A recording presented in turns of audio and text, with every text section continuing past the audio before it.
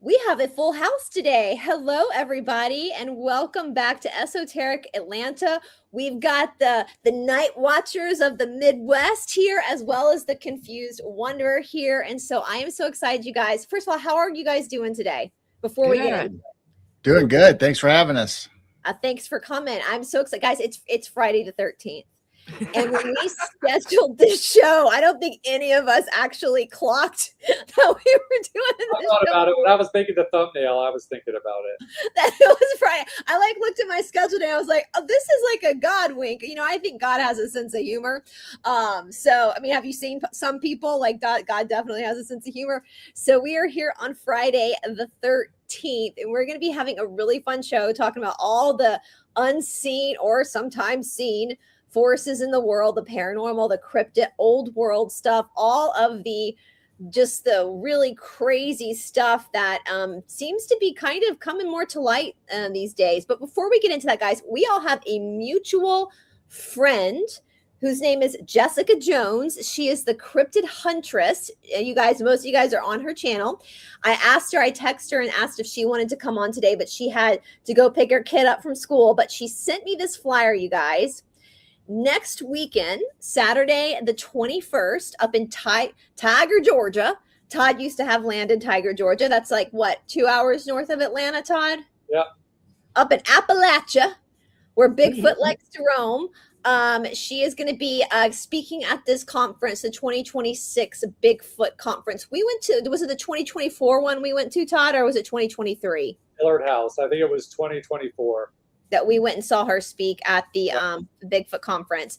And it was one of the most fascinating, for me, it was one of those fascinating experiences, because you never know who you're going to see at these type of conferences, right? You never know like what type of characters are going to walk through that door. And what I realized looking at all the people that were there, it seemed like there was a common theme. There were all these people that took the time to come to this conference because something had happened to them that they could not explain. These were like accountants, bankers, lawyers, and they were trying to figure out what happened to them in the woods that they could not explain. And I think that kind of helps us kick off this paranormal thing, because once something happens to you that's paranormal, it's like your whole perspective on reality shifts, doesn't it? Yeah. So if you guys want to go and join Jessica if you live nearby, near Georgia, you can, or want to come down, it's the GeorgiaBigfootConference.org. You can get your tickets and you can see, hopefully we'll be up there. Usually when I go, I film for Jessica. So hopefully we'll be up there and you can meet Jessica and all the other speakers at this conference. So, all righty, guys, is there anything you guys want to add about the Bigfoot conference? Do you guys have Bigfoot conferences up there where you guys are? Not really around here. We would have to travel for a while. My main thing is I can't believe how many policemen are in this community. Tons. Right. Tons of them are policemen or former retired policemen. Yeah. You know, I would love to ask some of the policemen up in that area of Tiger and Clayton, Georgia, wouldn't you, Todd, to see what kind of experiences that they've had. Yeah. Mm-hmm. Yeah. I haven't had any Bigfoot experiences up there, but the skinwalkers. We've had multiple skinwalker experiences up there. We know where Jessica goes to do her Bigfoot, and we know exactly where that is up there. We're not going to reveal it online though, but yeah, it's the Appalachian Mountains, guys. It is, Appalachia is just eerie. It's eerie. It's man versus nature. Nature is always going to win, and you cannot conquer Appalachia. You can't. It is some of the most ancient mountains in the world, as far as I understand. Yeah. Actually, the most ancient mountain in the world is Whiteside, which is in North Carolina, up in Highlands, Georgia, and Cashiers. Yeah. So that whole area. Wow. Yeah. That area too, that pocket of like, so they're Georgia, South Carolina, North Carolina, Tennessee, up in that area where Jessica's going to be speaking is like this pocket where all these states kind of merge.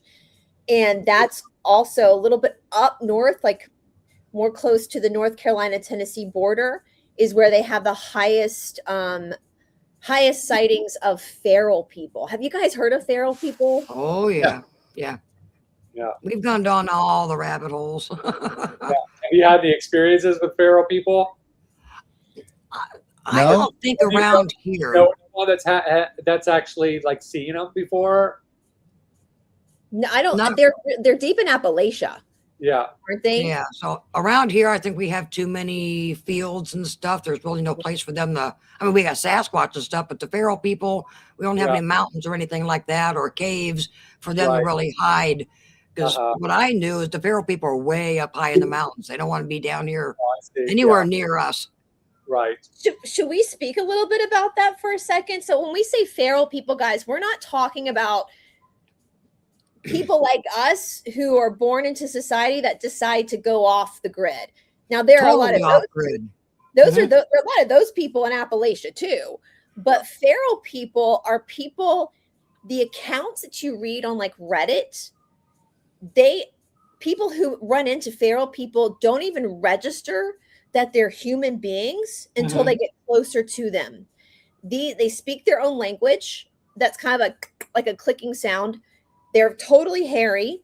They can climb trees super fast. There's stories of, especially in North Carolina, there's a very famous story of this EMT found this guy like unconscious, like on the edge of town, brought him into the emergency room. No idea who he was, totally hairy, ticks all over him. And he tested super high for kuru, which is when they eat each other basically. And that is very much an inbreeding. He was highly inbred. And a lot of people up in that region of like North Carolina, Tennessee know that the feral people are there, and they tell their kids not to go too deep into the woods because the feral, from what we understand, is the feral people don't know that we're like them. They've never lived in society. They've never been a part of society. They live just like animals. And there's a whole, because people who hike like you can walk like the whole Appalachian Mountains. And there's all these stories. And they tell you to stay on the trail, to only camp at the designated spots. So yeah, feral people, like wild animals. Wild. Yeah, like feral cats. Yeah. So these are I mean, it's terrifying when you read the stories of, and if they punch you, supposedly they won't mess with you on the trails that they have an old agreement when they made federal land and federal parks that they wouldn't mess with people if they stayed on the trails, but if you go off trail, then you're sort of fair game. I think every national forest and mountain range has feral people of their own. I mean, California, you have people just disappear into the redwoods. They never come out again. And I think they just like living off the land. But over generations, I think these people lose contact, like you said, with society. They don't know any other way to live. And then they don't have anybody else around them. So they lose the human language or the English language. Yeah. So when I was first researching feral people, there's one theory that people believe that during the Civil War, it's kind of like, what was that M. Night Shyamalan movie, The Village? Yeah, The Village. Spoiler alert, guys. I'm going to tell you if you haven't seen it, where they take their kids into like a national park and raise them like it's the 1600s just to keep them away from society, but it's actually modern times. Anyway, so people believe that during the Civil War, there was a group of people here on the eastern coast of the original 13 colonies that decided they didn't want to be involved in the Civil War. And so they took their kids and families into the mountains. And over time, they developed more, like you're saying, more animalistic. They forgot how to be in our modern society. Hey, Jessica, we were just advertising you, girl. Hey, Jess. Hi, Jessica. And so some people, though, believe that they have always been here, that they've never been a part of human society. Some people believe that they are put here by the government And because they are cannibalistic, that if the government needs to unleash them, they will. I mean, there's all sorts of crazy theories about the origins of these feral people. But the one truth that maintains the same is that all these people are seeing feral people, like all these experiences. They're there. And so that is feral, as in like wild animals, like wild. Yeah, just listen, go to Reddit. You'll find so many stories. It's Feral people tie into Bigfoot and Sasquatch too, because up in Canada, Alaska, all those areas, they call it the wild man or the hairy man. And it turns out it can be a feral person or it can be a Bigfoot. So there's kind of like a little dividing line between the two stories. And you got to make sure you're talking about the same thing, because there could be a feral person that's just this huge hairy beast like you were describing, or it could be Bigfoot or a biological, I don't want to say cryptid, but animal or whatever you want to categorize Bigfoot as. Everybody has their own opinion how to categorize Bigfoot.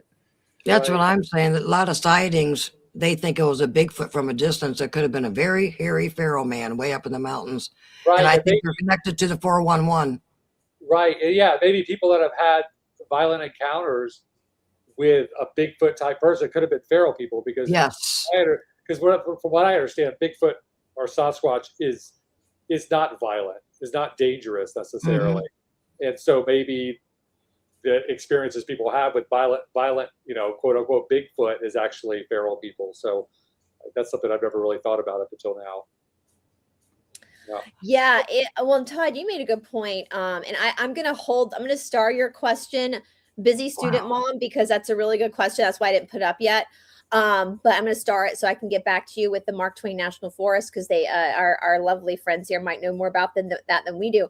But Todd, Atlanta, as many cities, have increasingly gotten more and more infested with like homeless people. And during like lockdown, you made a really good point where we're seeing people go. I'll let you explain, like, even in a city, how quickly people's demeanor changes when they're left in the wild, even on a street in a city. So I'll let you explain that. Wait, no, I don't remember what I was talking about. You were talking about You're showing your age now. No, we would go out. Remind me what I said, because that was a long time ago. You started almost like studying, like you would notice and be like, look, this person looks like they literally just went homeless. Oh yeah. And it would be only a matter of months where we would see them, and all of a sudden they looked like animalistic, like their hair was long, they're eating out of trash cans, right? And just surviving on the streets of a city. Yeah. How much it changes people's psyche. Right. And then you put someone out in the wild in nature and watch how quickly they change. It's funny you mentioned that, because one of the guys I saw way back during the beginning of COVID, when the first time I saw him, he was dressed nice. He had a new pair of shoes on. He was, looked like he'd had a shower, hair was combed. And then he just, turned into a wildling. And actually just this morning when I was heading to go teach, he walked up to my car just as wild as ever. Hair out to here, beard down to his waist, and it was just crazy to watch this progression, and how quickly it happened, and how he just turned into a feral person, basically. Now imagine that in the woods, Yeah, right? Where you, at least here, if you're used to society, you can eat out of trash cans and find food you're used to. But imagine like just being in the woods in Appalachia. I think these feral people are different though, because I think that this generation, they just, the OG feral person probably was like hundreds of years ago, and then they've just, every generation afterwards, they don't even know what about society. But that's okay. So there's a different. Have you guys heard about this? So I'm doing this on my members. We're looking more at blood types, because I actually found out that because I'm O negative, I can't go Bigfoot hunting because I would get harassed. We found that out, that different blood types. You're O negative with an extra vertebrae. That they kind of like start. So we found that out, but there is. So you're talking. They would get infatuated with Bryce because she has special characteristics that they could see. Every little girl's dream. Well, there is so I a long time ago, guys, and I would love to get y'all's opinion, because I found this so fascinating. So when I first started doing blood types on my channel, like back in 2020, I found the occult perspective on blood types. Like we all know we have different blood types, different antigens, all that kind of stuff.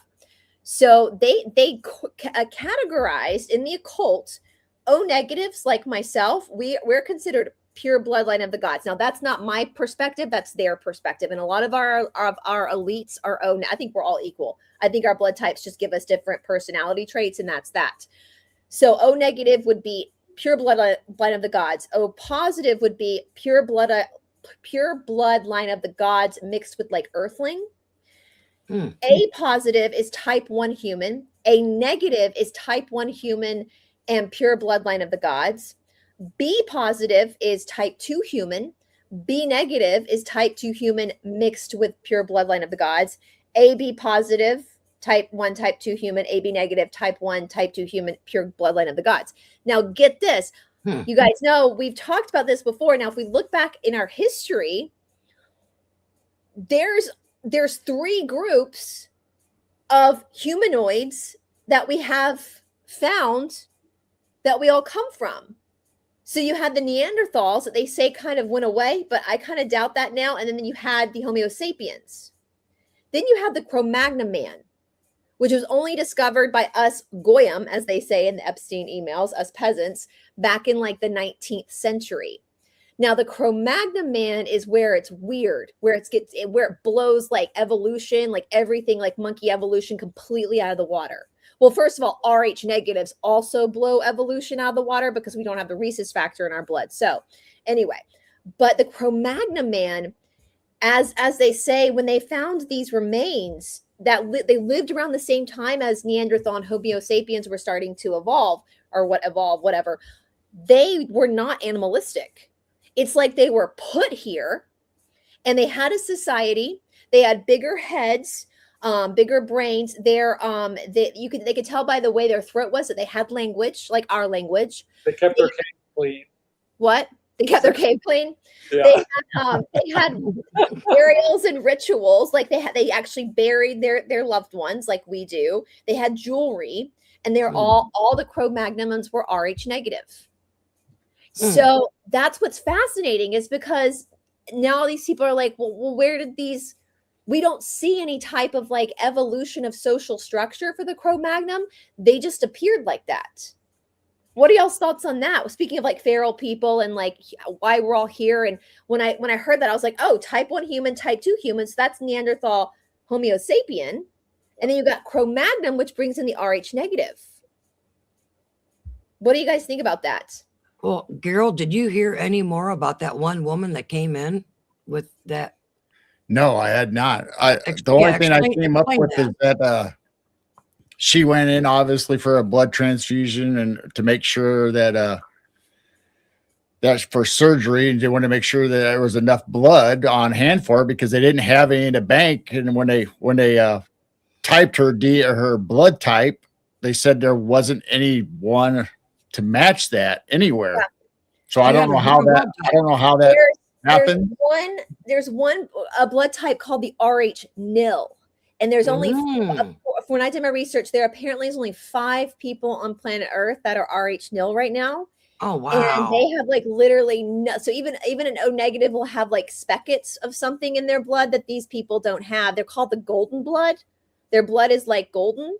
And so the Rh nil people, they will not advertise who these people are. They keep their identities because if they get injured and they don't have blood on hand, they have to go in every 6 months. These people, I know one is in Australia. They have to go in every 6 months and give a bunch of blood to keep their own blood on hand in case they have an accident. I know there was a story, they said, again, they don't give names. There was an English guy who's nil, and then a baby was born in continental Europe that came out nil and desperately needed a blood transfusion. And so the European hospital got in contact with that guy and emergency flew him to continental Europe so that he could give some of his blood to this infant, because they know, like the health people know who these people are, but they Right. can only save each other. And that is what I don't have any explanation. I ran into that Wow. into my research. Now, there are some scientists, and my thought with this, guys, is that some scientists just don't want to give up the theory of evolution, and this is why they've said that. That's my thought. They're just being stubborn. But Mhm. there are scientists that have said, when I really diving deep into this, that they believe RH negatives in general are a totally different species from RH positives. Again, I don't agree with that. I think we're all human, but I think those are just scientists that are stubborn and don't want to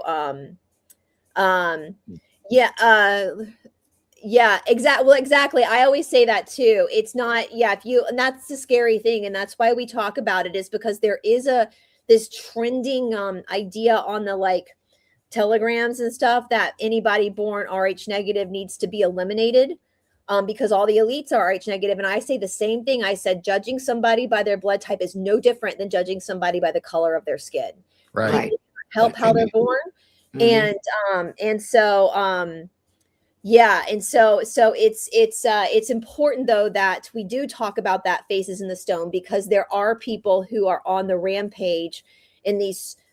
We love the conspiracies out. I mean, they're entertaining. We love them. A lot of them have some validity to them. But I think sometimes people get so into conspiracies that they get a little deranged, right? And they kind of lose their grounding sometimes. And that's when it gets scary. And actually, the Bloodline for the Gods book that we're going through on our memberships, Nick talks about that at the end of the book. Like, this could actually really be very bloody and very scary. No pun intended.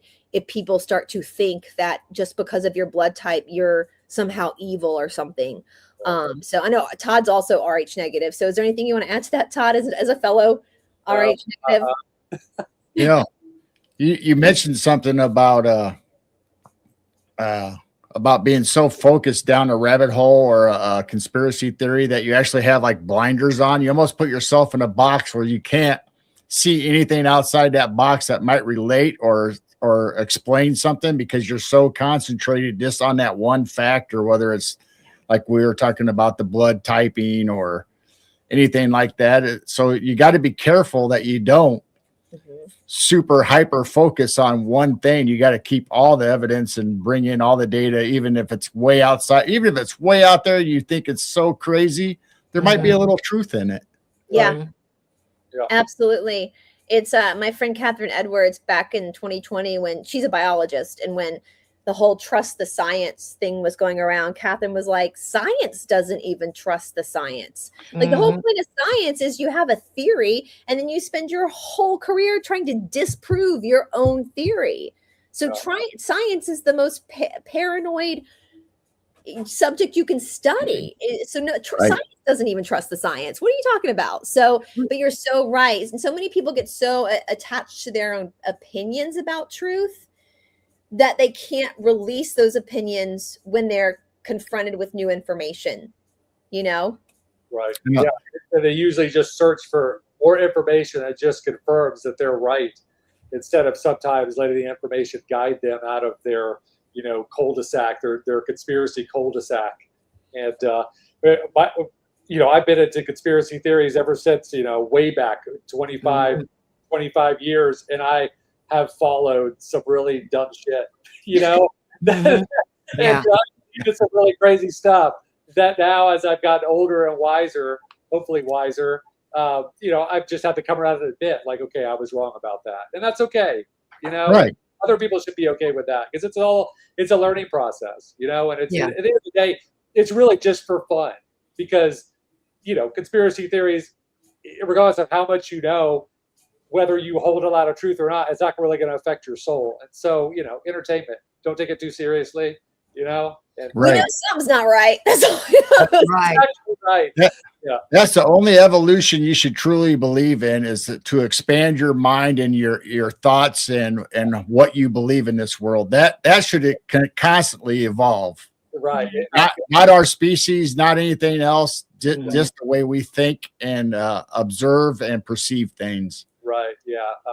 I think, I guess we all probably go through periods of time where we take ourselves a little too seriously, when we're searching for the truth, and it's better to just keep it fun and light, and it's more enjoyable, Wasn't This it funny when we were kids? They showed us that scientists were all mad scientists. Oh, right. Yeah. Yeah. Yeah. And Yeah. now we're supposed to trust them. Right. they used to also tell us that TV rots your brain. And now Yeah. people watch CNN 24/7. I'm like, they Yeah, told well, us I'm afraid TV rots your brain, but now I can see why TV rots your brain.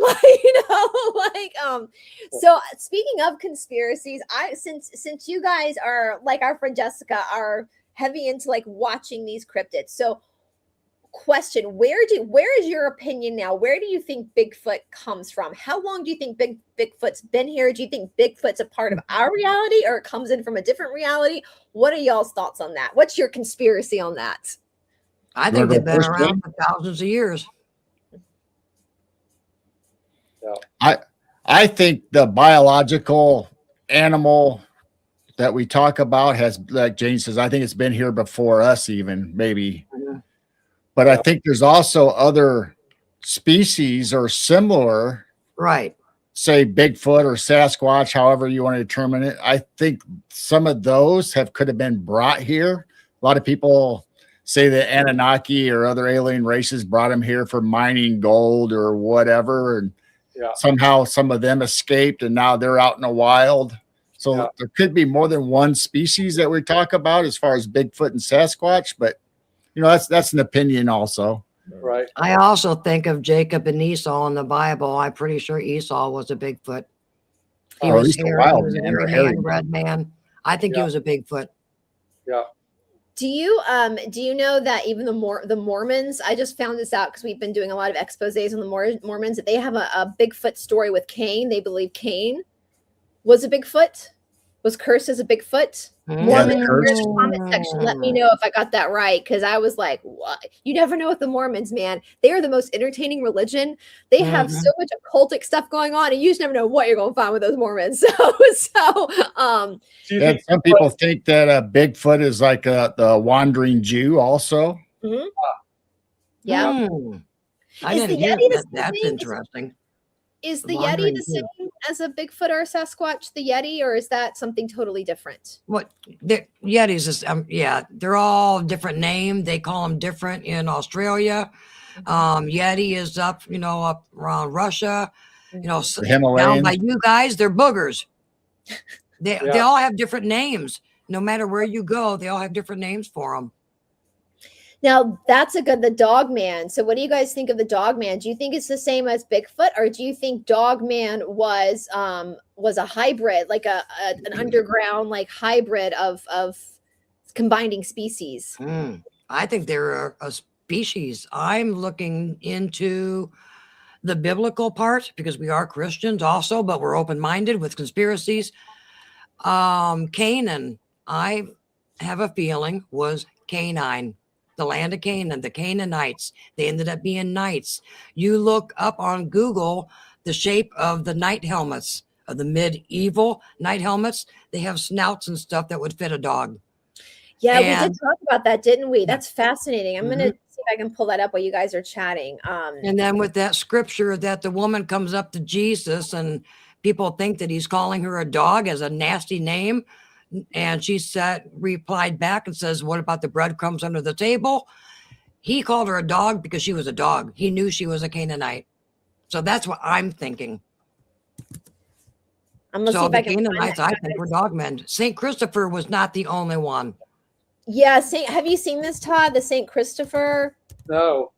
I had never heard of a dog man until I met Jessica. But not the Catholic St. Christopher. They changed St. Christopher to a human. The Catholics did. So a lot of the old paintings, he's a dog man. Yeah, here it is. I'm gonna pull it. I'm gonna Well, they're totally a dog man, or they go between dog and man. Is it a shifting thing, or it's just No. they're all okay?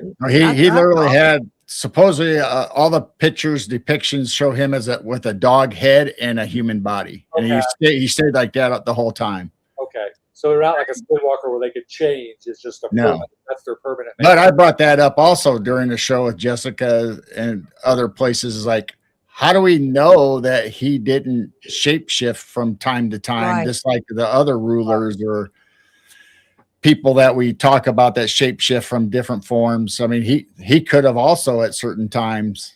Yeah. He could have at night. We don't really know. Right. But look at all the statues on all the old world millennial buildings, whatever you want to call them. No heads. They were probably dogmen. Oh, it's because they knocked their heads off because They knocked their heads off. Yeah. Yes. Yep. Wow. Or I've their never hands. seen this picture. That's interesting, Firewater by design. This is actually in my private life something that I've been very concerned about the Muslims' perspective of dogs, and what they're trying to demand now in certain cities. Because we in the Western world, we love our dogs, you know, and so that's interesting. I didn't know that. Yeah, Muslims believe dogs are dirty, and they it's halal or whatever, and so they demand. I mean, that's was you know, they demand that you remove your dogs, and it's I think they're having a harder issue in the United Kingdom. The good thing about us in the good old US of A is we all have these. So you come into my house and mess with them. In the United States, our dog is a part of our family, so you got these. Yeah. So you're not going to touch my dog. Ravi is part of our family. He's our spoiled little child. So is he snoring beside you, Todd? Our little dog man? Yes.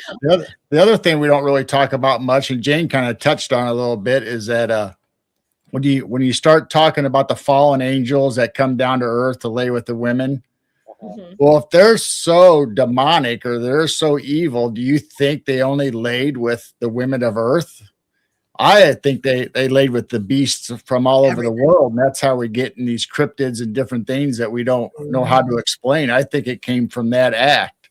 Mermaids, you name it. They did everything, not just humans. Yeah, the DNA. Actually, it's so funny in our members only going through the bloodline.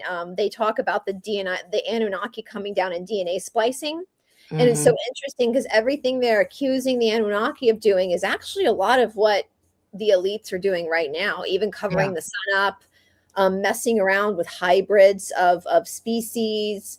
It's wild. But you know, the funny thing is, speaking of, I know Jenny's in New York City, and so they're talking about, I saw that Mandani had the mayor's mansion had turned it in. It looked very eerie what he had done to the mayor's mansion. And so I'm gonna say it though, I just don't think that these people, they underestimate the bubbas in the small towns. Right. Let me tell you, those redneck boys, they will kick your ass. Like, do not. Yeah, they underestimate. I think if they try to push that outside of these cities, they're going to have a second thing coming. I don't think they stand a chance against some of these. I mean, look what happened in North Carolina with Helene, with the my favorite story ever. It makes me giggle, with the North Carolinian men, and FEMA came down and you know, blocked off people going up the mountain to help their neighbors.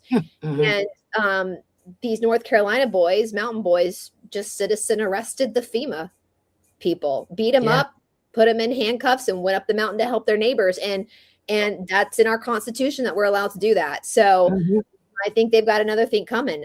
Country girls too. Absolutely. Yeah. Yep. I always tell my favorite thing about Jessica when I always talk outside of YouTube, when I talk about my friend who goes hunting cryptids, I'm like, it's fabulous. You see these pictures and she's in her gear and she's got a red lipstick on, and I love it. She's doing us Southern women proud, because you don't go anywhere. My mama taught me that you don't go anywhere without your lipstick. So and Jessica's tougher than all those men. So getting back to that, the hybrid beings, I had heard something about how Atlantis was experimenting with creating these beings, and that was actually part of their downfall.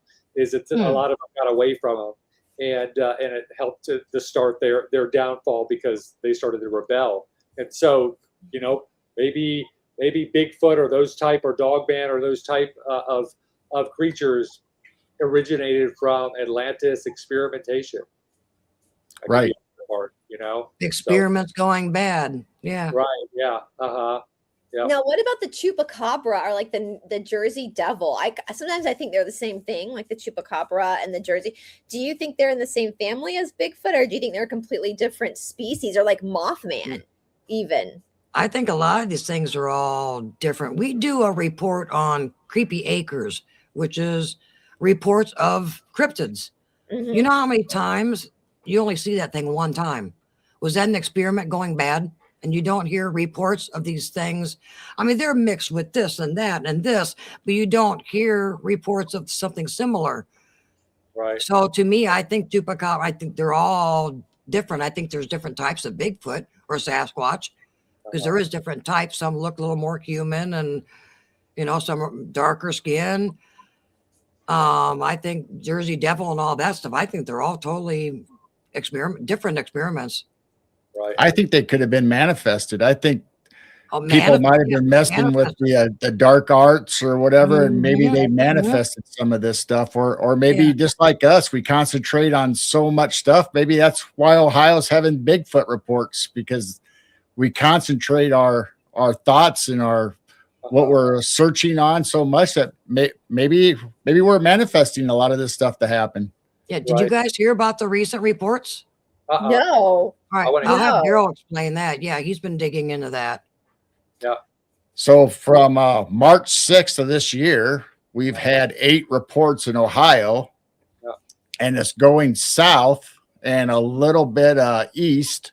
So they're trying to figure out, okay, is this something that's migrating? Is this more than one Bigfoot? Because some of them have them as being brown, some of them have them being blacks. Some of them talk about how their strides are different. Some of them say they look like they're walking on stilts. Other ones say they kind of walk like Patty.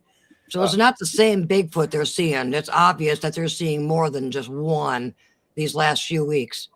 Yeah. Well, maybe it's like a legit Bigfoot conference they're all going to. Yeah. Yeah. They're heading down to Georgia. They're having their human conference instead of their Bigfoot conference. They're all Let's going go to get see Jessica. We're heading down south. Right. Yeah. We brought that up on our channel and other channels that the Native Americans have elders and medicine man, you know, chieftains, a hierarchy. Well, we think Bigfoot and the clans have that also. We think there are certain elders for each region, and they all meet and gather. So maybe he was on his way for a gathering. Yeah, totally.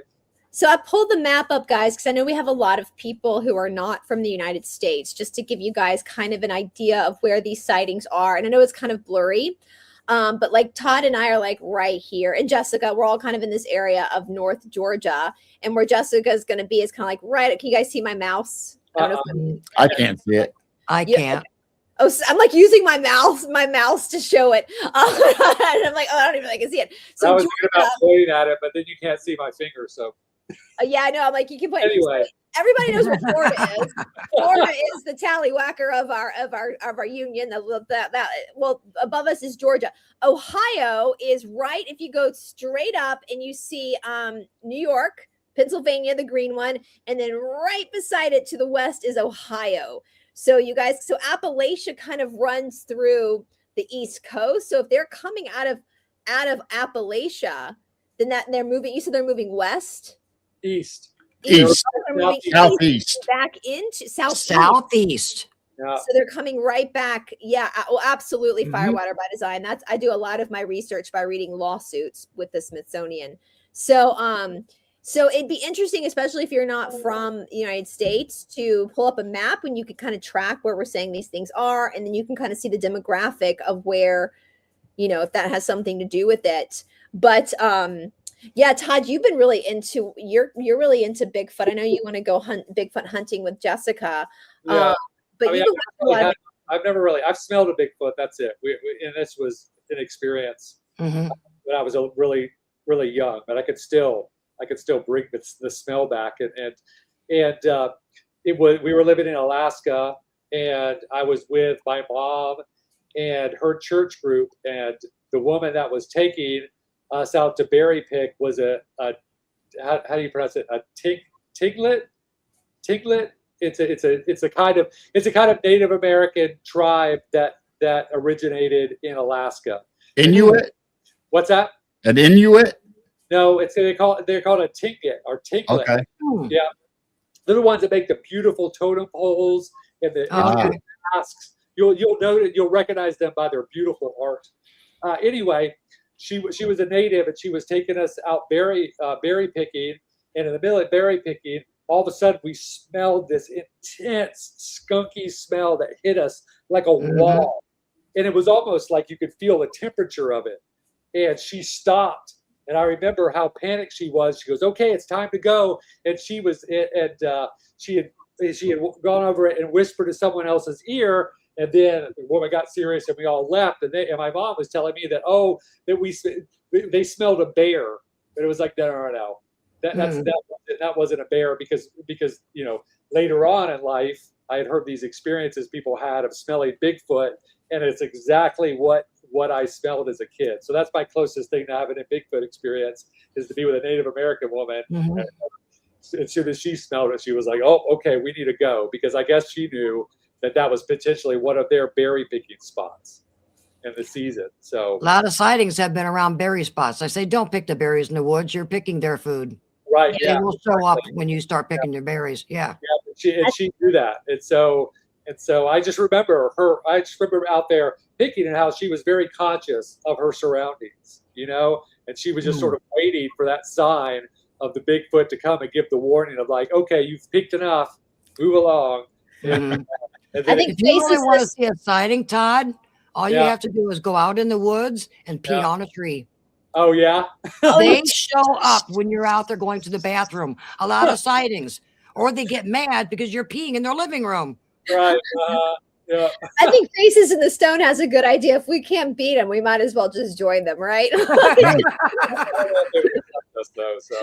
Just join them. And Todd, you were young. So for those that don't know, Todd grew up as a military kid. And so every 4 years they moved, and you were like, 4 when you guys lived in Alaska? So that's an early memory for you that you have. So that's how you let that panic. You picked up on the panic.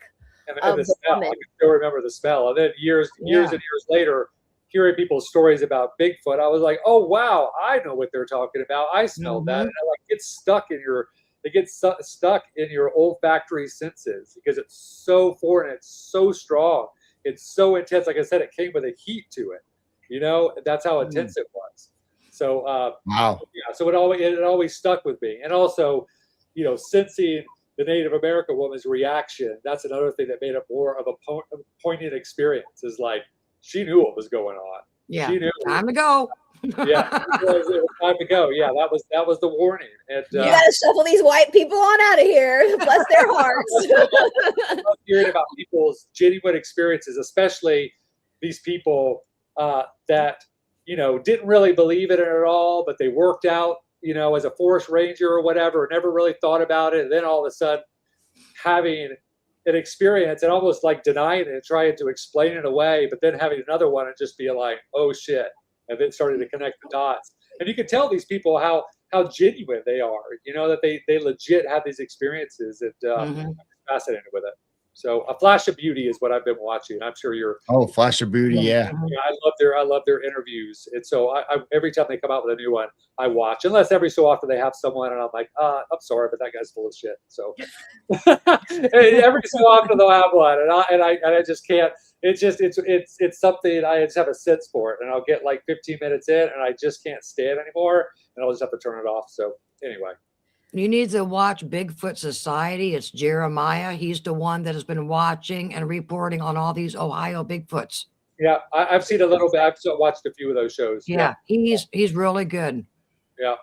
So I'm going to back it up a little bit since we're talking about cryptids, because I know you guys, like, you've got your Bigfoot t-shirt on, Gerald. I am with across the United States. I always said in the beginning, when you have a paranormal experience, that's kind of what wakes you up. And for me, like, my paranormal experiences as a kid were always ghosts. And that's what I kind of focused on, because I grew up in a haunted house. I went to an elementary school that was in an old plantation house that Sherman had like slaughtered the family in there, and we would have experiences.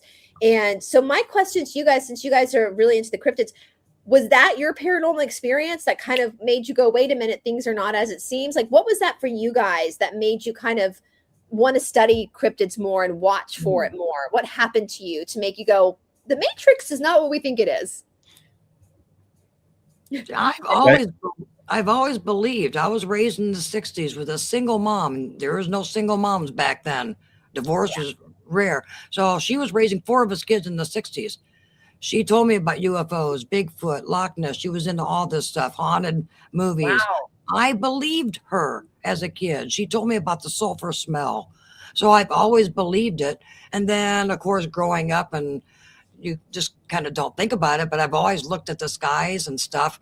But it was several years ago when I started hearing the smells, sensing a presence, something watching me, hearing strange noises when I'm in the backyard doing music.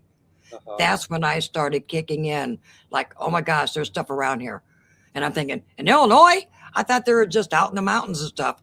No, there's Sasquatch all over the place. Did They're your all mom over. have an experience? Like, how did your mom learn about I'm all not this sure stuff? now. I wish I could ask her. She Yeah, did that's believe, wild. but I don't know what really got her in totally involved. Yeah, I got so many questions for her now. If your grandparents or parents are still alive, ask their questions. You ask Yes, questions ask before they're still gone. there. I have Yes. questions too that I wish I could ask. My grandmother, my dad's mother, who passed away a few years ago, she started. She was always really into like paranormal stuff, and she would hide books on reincarnation under the bed for my grandfather. Like she would go to church every Sunday, but she kind of believed, and she started and she grew up in South Georgia on a dairy farm. And now I wish I could like ask her more questions about like, Mhm. you were born in the late 20s. Like, what in the world? Like, how did you were studying meditation in Georgia at a time before anybody knew what that was? Like, how did you, why were you studying reincarnation? Like, what happened to you on that dairy farm in Quitman, Georgia, when you were a child that made you so interested in? She was very encouraging of me going to India and all this kind of stuff and I wish now I could go back and ask those questions, but because they didn't have the internet back then, they didn't have shows like Right. you all, like these were singular experiences that struck them. What about you, Gerald? What was your like moment where you're like, something weird is going on here? I don't think there was one big major event. I think it was just little things over a period of time. And I've talked about it before on our shows and other where, I had a little person grab my hand when I was younger out of the crib, and it was dressed in a Gestures outfit. I mean, I could see the whole thing, the little guy, and I wasn't scared until later when I don't know if I was waking up or realizing what actually was going on. And then I started acting like a normal person and freaked out. My mom came and got me. But then playing wiffle ball with our neighbors, there was a UFO, or what I thought looked like the Starship Enterprise, and it was just sitting there. It wasn't moving, wasn't doing nothing. It had the lights blinking, and it looked exactly like the Starship Enterprise. Then in the 70s, when we were in the car, we had the Thunderbird report come over the AM radio. We had the Bigfoot report come over the radio in the 70s in Illinois. So we had all that going on. And then just growing up watching monster movies, vampire movies, and all that cool stuff, I think it just all gradually got me to the point where I am today. Yeah. And I kind of know you, Todd, but Gerald's story reminds me a lot of your story. So you had a very young age. You had some experiences that your parents tell you about, that you were just out of your crib. Yeah. Guess I used to bilocate myself out of the crib, and it ended up like just crawling down the floor. I don't know how. I could see pictures of the crib now, and I just don't understand how I could have gotten out of it. So somehow I would get out of the crib, and so it started there. But really, what woke me up was sort of an abduction experience, I guess I could say, when I was. Now you were living on a military base time, right? in Miami, Florida, and I was 12 years old. And the 2 previous mornings, my mom came to wake me up to go to school, and I was reversed in my bed where my feet were on the pillow, and I was just, completely reversed. And I remember my mom pulling the covers, and my mom, being the worry wart that she was saying, "You're going to suffocate yourself. Why are you sleeping like this?" And I had no idea, why I was sleeping backwards in the bed. Well, anyway, that was on a Thursday and a Friday and on a Saturday. And like in the middle of the night, I was woken up by these bright lights, and outside my window there was this, super bright light coming through that woke me up. But then when I sat up in bed, everything in my room, including my clothes, looked like a glowing LED screen, but had a little bit of detail around the edges, like a little black outline around the edges. And so I was sitting in my bed and looking around and looking at myself and in amazement, and just had this deep feeling of peace, just flowing through me. And next thing I know, I guess I just blacked out after, like maybe 30 seconds or a minute. And once I realized like I wasn't dreaming, I realized it was real. I just blacked out. And then I woke up the next morning. I remember, seeing a light through my eyelids and just praying that I was going to wake back up in that situation. But it happened to just be morning. And so that really affected me. Yeah. And then also all these weird experiences on the military base with friends acting weird, being in a trance state. That was happening soon after that experience. I had a friend, and I'll tell this story really quickly. We were out in the woods, and we used to, cut down trees and stuff to make forts and things like that. And we were cutting down this tree with a hatchet. And this one of my friends, like, just had this blank look on his face, and he was standing right where the tree was going to fall. It was obviously where it was going to fall.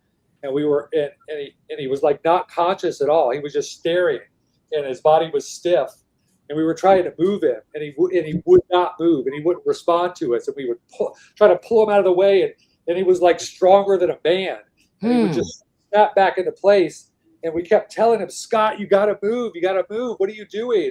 And we were all getting upset, and we were still hacking at the tree. Like, we were like, this tree's going to fall on you. You got to move. And he was just in this trance. And finally, we pulled him to the side, and I had taken a stick, and I stuck it in the ground right where he was. And I was like, once we got him to, we moved him, and I was like, the tree's going to fall right there. My friend hit the last couple whacks at the tree, and it fell, and it took that stick, and it just piled it into the ground. And we were like, we told you. And then we were walking back through the woods going home, and we were like, Scott, man, what was going on? He was like, what are you talking about? He had no recollection of what had gone on, how he was in this trance, and he was just like stuck in this spot where this tree was going to fall. And even days later, he was like, I don't know what you're talking about, man. And so that was right around the time that I had that experience. And this is on a military base. So he was a military kid too? What's that? He was a military kid too? Yeah. He was a military That's interesting. Look at all these reports of, SSP, all these things. Right. Are military kids, or their family was in the military, something. Right. Well, so we lived on a Coast Guard housing base, but there was, back in the woods, we had a great time there as a kid, because back in the woods, there were all these dilapidated old barracks and stuff that just the roofs had caved in, old brick structures. Probably super dangerous, but we would go back there and pick them up and make forts out of them, and it was like sort of dangerous. Like some of them had basements that were flooded in, and it was wild, but it was like a kid's playground. But also there was this huge abandoned airstrip they just let overgrow with stuff. But then at the very back of the base, there were these weird buildings, these small buildings that like two or three people would work in, and they just had these weird dishes. And actually I could get on the map and still see it hasn't changed at all from when I was a kid. So this was like over 35 years ago, and actually 40 years ago. And it looks exactly the same little buildings, the same little weird satellite dishes and stuff. And so I just think that they were doing some weird experimentation on us out there. There was all sorts of weird shit that would happen out in those woods when we were kids. There's a real good YouTube channel that talks about soldiers' encounters with cryptids. Yeah. And and all facts of the military, whether it's the Air Force, Army, Marines, whatever, there's all these soldiers telling their stories, how they were out on patrols and what they encountered in the woods over in Germany or Saudi Arabia, wherever they were at, in the sands of the desert. Yeah. These different cryptids, and they all have these stories, and it's really fascinating to listen to the military stories. Yeah. And it just so happens that our housing and all those big fields and woods and stuff was also connected to the Metro Zoo, a big zoo. And so there was just this huge expanse of forest and buffer around the zoo as well, with old like pieces of the zoo that they had redone and just they would redo a piece of the zoo and just let another part like overgrow. And so they were like these fake like cave things that we could go into, and it was just like a kid's playground out there. Not necessarily safe. Luckily, none of us got hurt, but yeah, a lot of weird experiences just back in there. Just weird feelings, being in little pockets of areas where it just didn't feel right. You felt like someone was watching you, or just like some sort of presence. Yeah. So do you think, Todd, do you think that the military, because when you're, I know, like, I guess we have to be careful about our words, but like, since you've been an adult, you have not gotten one of these, but right. you had tons of them when you were a kid in the military, like tons of them. I would go to a new school and show them my papers. If I had all those, they would go, "Oh my God, yeah, you've had them." Because like, the military, you're up to date. You're up to date. Why did you have more than a normal kid? I don't know. That was just part of like being in the military. We moved around a lot, so I mean, yeah. I remember my sheet. I remember the teacher when I went to new school looking at my sheet and being like, "Yeah, you're up to date, all right." Oh, that's and now he's anti. Now he's anti. Our dog doesn't even. He's so anti like that because my question is: do we think that the military takes some? I'm trying to think of a good way to say it. They take some. They use some of you military kids to run little experiments. Do you think they do that? For sure. Oh yeah. Montauk Project and all that. A lot of them said they're military kids. Military kids. Yeah. Yeah. Do you think you were used, Todd? Do you think they were using you at any? No, I think my dad would have protected me just like he protected me with the whole map system. Yeah, he got tested for one of those charter schools that we know now are, and his parents wouldn't let him Yeah. go into it. Well, they pulled up this little 5-sided building, this small little structure. It was on wheels, and they pull it up into a field at the school. It's like out away from the school, still on school grounds, but really far away. Ew. And it's a little building, and when you go inside, it's like, it's hard to explain, but they get you in there. They give you all these tests. Yeah, and, gifted and talented program. Yeah, right. And so I guess you have to be recommended. And so I was recommended by a teacher. And then after that, they brought my parents into the school, and they were asking my parents if they could send me off to this special school. And my dad put a stop to it. And so I feel pretty lucky. I feel pretty lucky with that, especially being a military kid and then being singled out like that. I just think that my life would have been totally different had they have taken me away into that special school they wanted to turn into a Manchurian candidate. The crazy thing is like I barely got through high school because I was so rebellious and so creative. So it's like I tested as a genius, but at the same time, like I was just like, fuck school. I couldn't stand it. Well, here's the thing, RH negative. So this is what's crazy. So you are RH negatives too. RH negatives are the toughest people to hypnotize. They have a really hard time hypnotizing RH negatives. Oh. And so I wonder if that is part of the reason, A, they wanted to pluck you, to experiment on you. And B, I think that's why you didn't, in school, you're like, this is bullshit. Like, it's kind of like, I think your ADHD saved you from that. You're like, this is bullshit anyway. I don't want to learn this. You talk about being really smart and kind of struggling in school. Just look at Einstein. He was so smart, but yet he couldn't remember to put his pants on when he walked out the front door.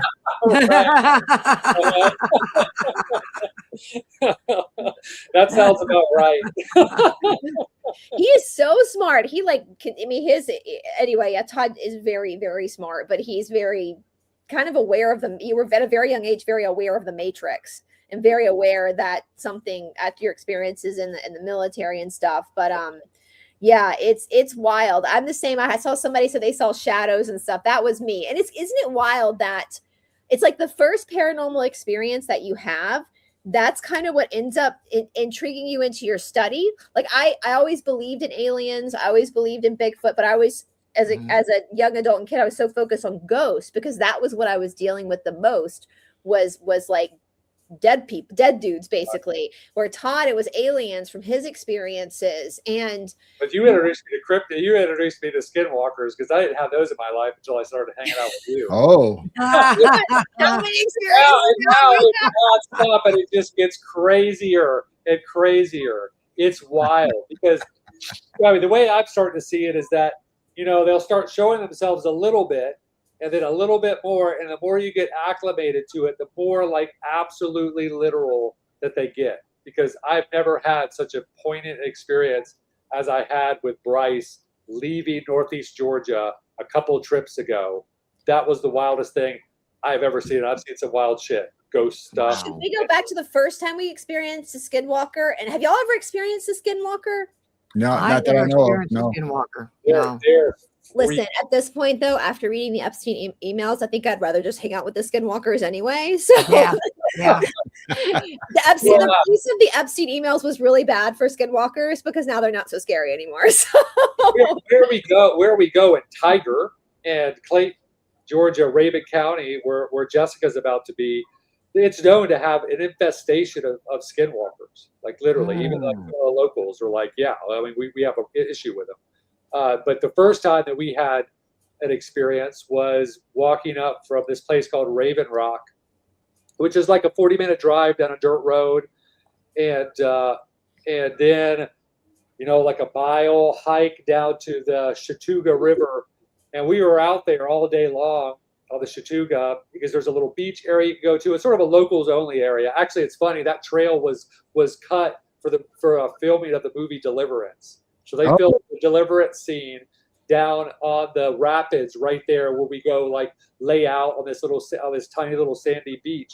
And hardly anyone ever goes out there because it's a little sort of pain in the ass, and it's really just the locals know about it. And so anyway, we were over there all day long. We were walking back up. It was Bryce and one of my best friends and myself walking up right around dusk, and we had just topped the main like switchback trail that goes down to the river and got on this small old overgrown logging road that make it back to where our car was parked. And we had just topped that main part when this woman, I saw a girl. I saw an old woman. She was like, to me, she was 27. I saw like 60, 70. Yeah, Bryce said she was 60 or 70. And all she had on was a thin sundress. Like going to church. No shoes. And nothing else. No car keys, no phone, just herself in the sundress. And for one, to walk down the trail to get to where she was to meet us, there's no way that you could have comfortably walked with bare feet. There's like pine cones and sticks and rocks and like no one would do that in their right mind. And plus it's dusk. So by the time that she got down to the river, before she even got down there, it would be pitch black. And she had no flashlight or anything. And so we walked by her, she walked by us, and she didn't even, it was like we weren't even acknowledge her. I said, hey. It wasn't even like her eyes even moved over to look at it. She was like straight ahead and stiff, just walking. Oh, wow. My friend, he has no recollection. He was like, what woman? We didn't pass anyone. And Bryce was like, no, and I'm saying that 27-year-old, that young girl. And Bryce is like, no, that 60-year-old woman. And anyway, so we're thinking, before we even talk about it, we're thinking, oh, I wonder, we sort of talked about, like, I wonder where she's going. She must have some friends that dropped her off. Maybe she got into an argument with her boyfriend and she's just like, you know, walking off steam, and that we would go back to where our car is parked and a car would be parked there. But sure enough, we got back to the car and there's no one. And so she would have to have walked because there's no homes there. She would. And the fact that when I saw her, she had like on a sundress. Her hair was like sprayed like with Aquanet and big old earrings on, like she was going to teach Sunday school. That's what I saw. So even if she had walked barefoot all those miles into the woods, she would have been a hot, sweaty mess. And she wasn't. Yeah. Do you think she was a real person, or do you think it was somebody like a Lady of the Lake, or like we have up by our cemeteries in Chicago, Resurrection Mary, where they show up because that's where they died or something horrible happened to them there? Maybe that's her area. I think it was a skinwalker because we saw two different Todd and I saw two different people, but the same energy. But I saw a lady, an older lady, and she was plump. She was kind of chubby. He saw a young girl. Skinny. Wow. Yeah. So Jessica experienced this. There's a bunch of them that went to Montauk a few years ago for the anniversary, and the security guard came. Half of them saw the security guard looking like one way, and the other half saw a totally different one. Yeah. Wow. Yeah. And they can't explain it. They all got together. They went, no, he was such and such with a ponytail. They went, no, he wasn't. So that group, they saw two different security guards. Yeah. That's how, and then our friend, so the guy, Todd's friend Josh, who was with us, he actually does my opening song for our show. And Josh was like, no, man, there was no, what are you talking about? No one was there. Like, he didn't even see it. I think what I think it was, because I didn't feel anything malicious. I think it was a skinwalker. And I think that it saw us coming up. And when the skinwalkers are in animal form, they don't look quite like animals. They don't look quite like so I think it quickly changed into a human because I don't think she was hunting us. I think we scared her. So she changed to try to look like a human. Right. So that's what I think happened with her. Cause I didn't feel anything like malicious like I did the two other times. And then the next time. Now that was the worst. The second time was the absolute worst. Yeah. Really? This started in a hotel room. I back it up because I just said Todd can't get hypnotized, but he was absolutely under some sort of persuasion. So we had gone on this hike that goes to this old homestead. It's a beautiful hike. It's a really nice hike, and it goes out to this super old homestead from back in the 1800s. And there's like some old tractors that are just rusty and broken down, and the old house, the chimney of the old house. And we were walking back there, and we were talking about going up to the cemetery. That's down a different dirt road that's up this big hill that you can't really hike up there. You have to go take a different route and come around and up the hill to go to the cemetery. And for one, just in line with that cemetery, when you're walking to the homestead and you hit that mountain, because you're down in the valley, you hit that mountain that goes up to the cemetery, Robbie always freaks out. He's like, our dog. That's our dog. Our dog. Mm-hmm. He doesn't really want to keep going, and he's really nervous. And once we pass that area, that ridge, he's fine. And so there was something weird up there. And anyway, we were on that hike talking about going to visit the cemetery. And I think it was back up just for 1 second, just for our friends who are not from America.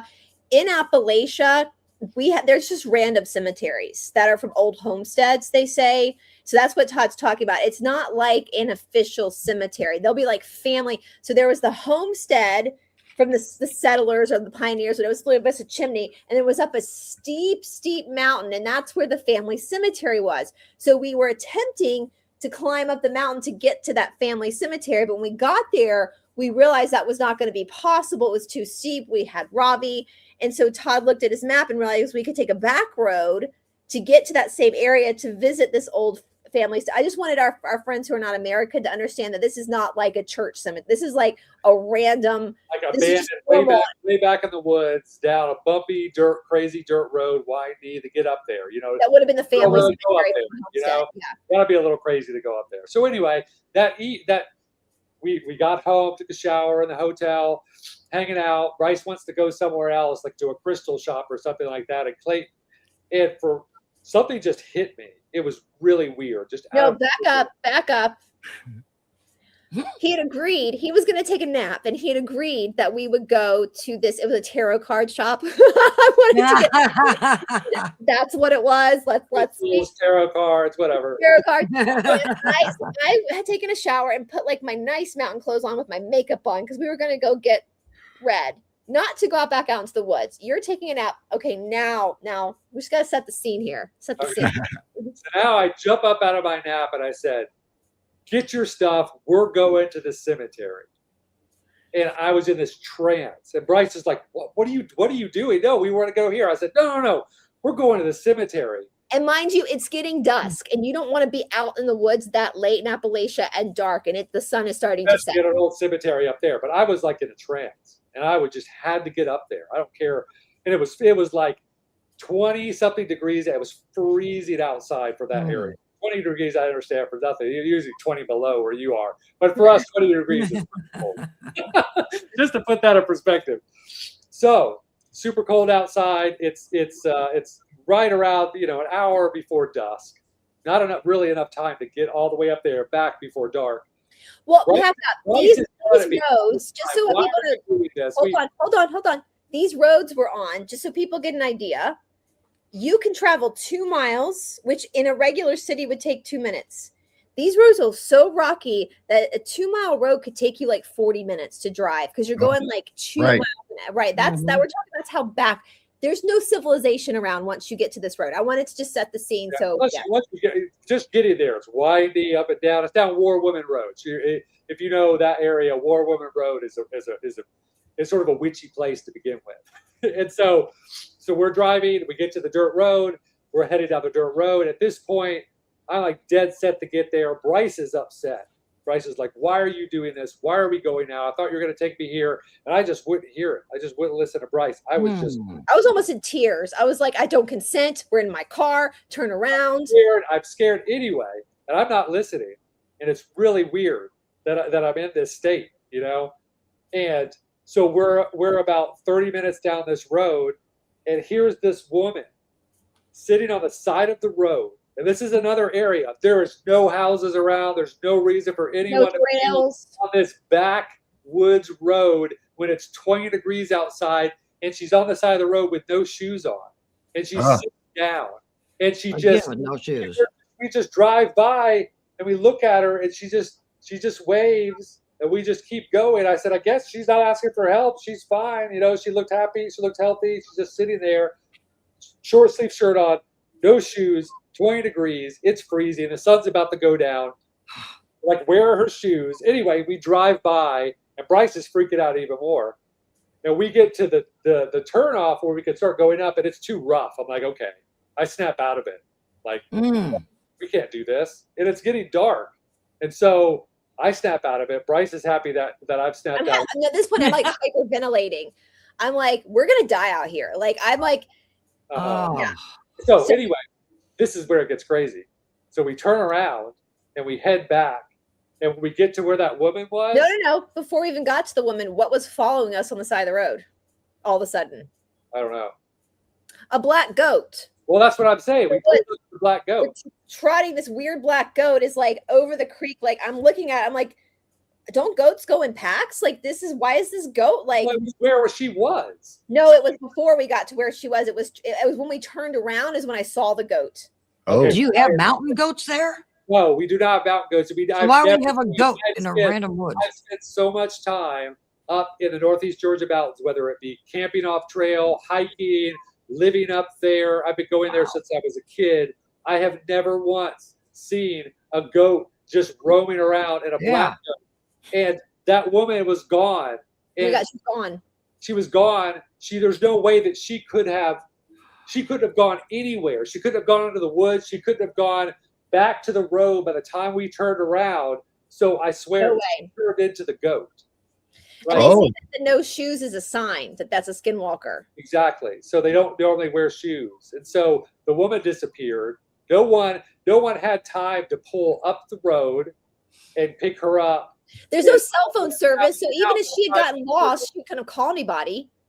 Right. Like, there's no logical reason for her to be up there. And we found out that we were trying to be lured to that cemetery. That they got Todd, because I think I'm a little hip to the spooky wooky stuff. I grew up in a haunted house. I'm a little hip to it. And the thing is, so they work off consent. So what we learned is that she positioned herself as a woman to look like she was in distress. Now, she didn't force us to pull over, but in the South, what typically happens when a man driving a car sees a woman sitting on the side of the road? Right. They're going to offer a hand. Right, exactly. Ride, are you okay? And the fact, so she just kind of waved, but the fact that Todd kept driving is really kind of what saved us, I think. Because I think you would have, if it was a, my lack of gentlemanly skills saved us. In the moment, my lack of gentlemanly skills in the moment, because I was in the trance. They put me in the trance too strong, I think. So that was the second skinwalker experience. And then the So third, what was the connection about where you were staying? Because you were in that trance from the time you left, right? So I think it was an influence that I picked up when we were hiking the trail earlier in the day. oh, okay. Oh, okay.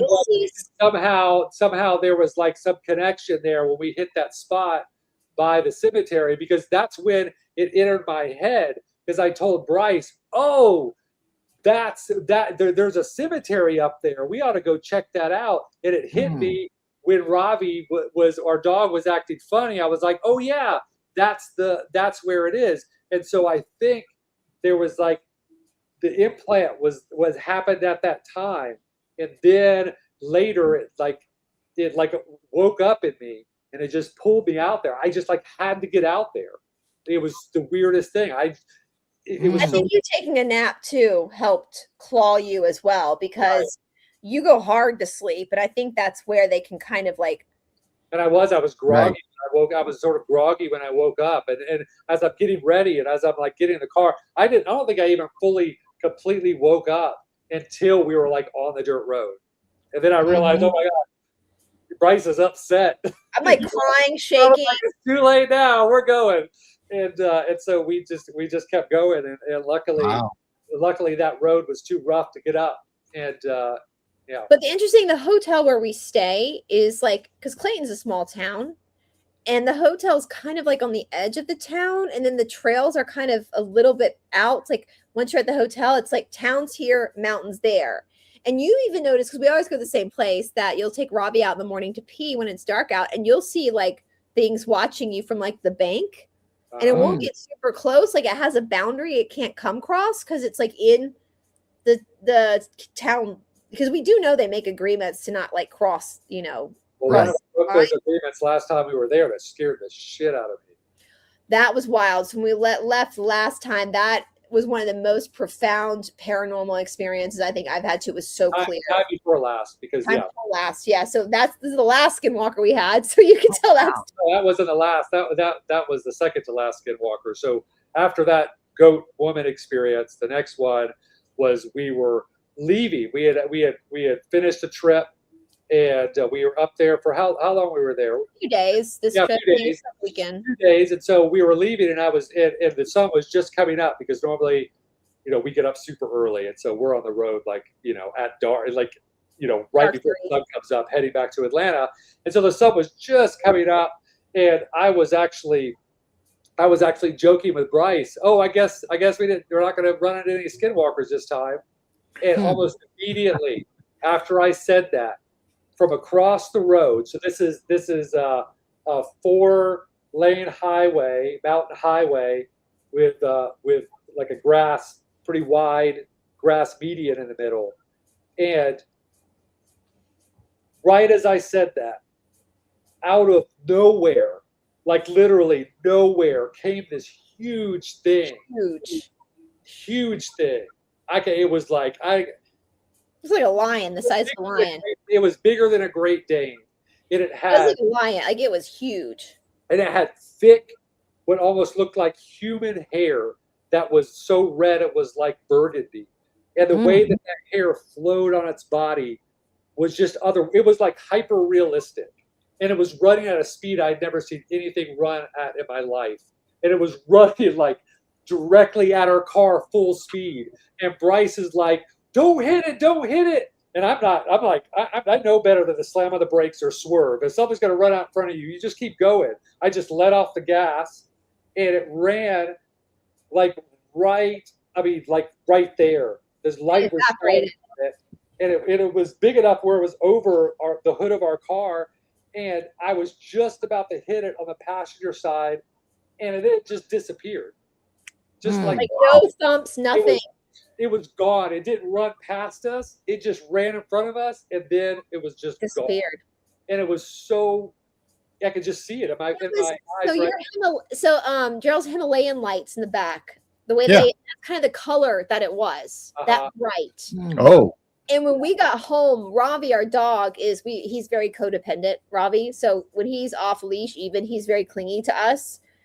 And he never like bolts from the car, does he, Todd? Like we park the car. When you open up the car, car, you get his leash.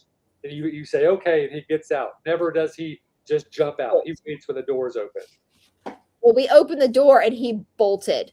Todd had already gone in and he bolted and he ran around our building. I was freaking out and he was freaked out because Todd had left and something, I guess it spooked him, what had happened to us. Never said it. It was like 2 hours later. It took us 2 hours to get home. But we talked about that experience the whole time because I was shaking like, yeah, I don't know. There was no bump. There was nothing there. It evaporated. And so, you know, I think Todd, I think they heard you say that and they were just like, oh yeah. Right. Yeah. Something for you. And, we're still watching.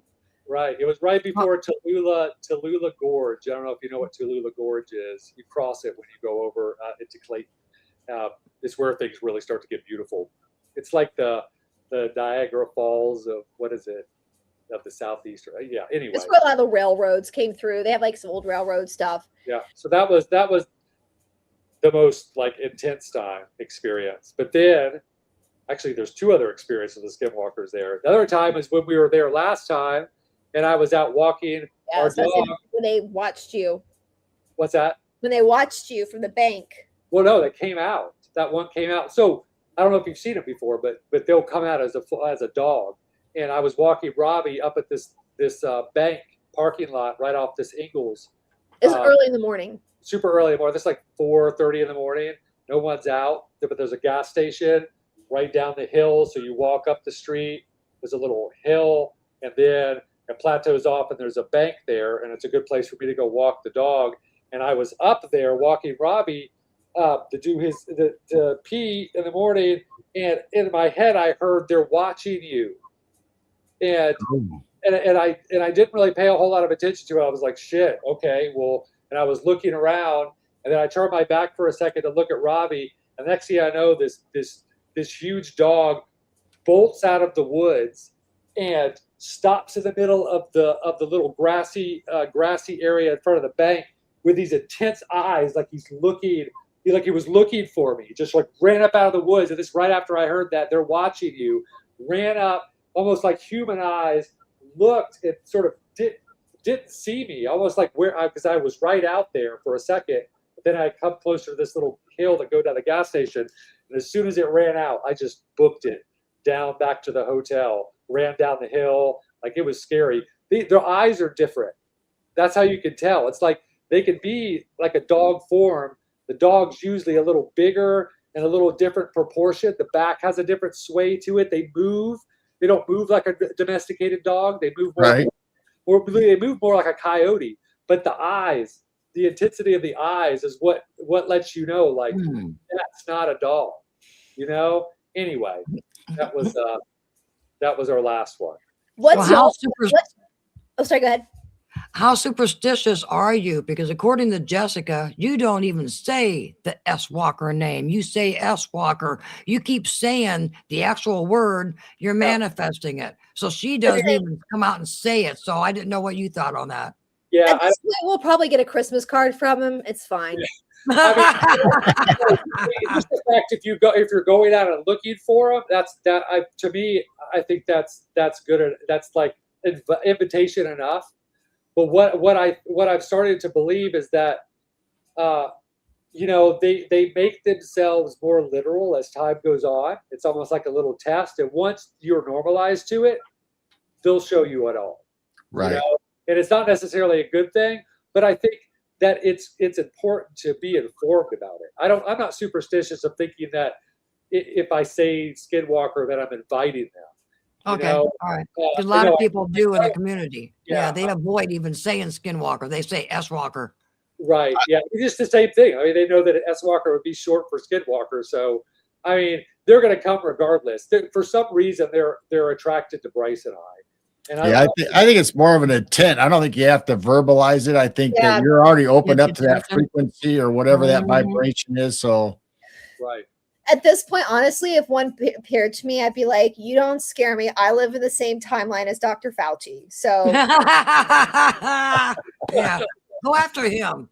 Yeah, actually, if you would have helped humanity, we would really get behind it. If you were just going up to DC, I think you would really win some favors with the Well, we do know too that they are attracted to different type of souls as well, like, you know, organic portals, which are people who only have their lower chakras, they're not going to mess with. They only feed off of people who are fully sold. So, like, Yeah. we obviously, the four of us, because people who have these experiences are typically very, you know, so they feed off of that. To see a lot of the paranormal stuff, you have to have your upper chakras. Yeah.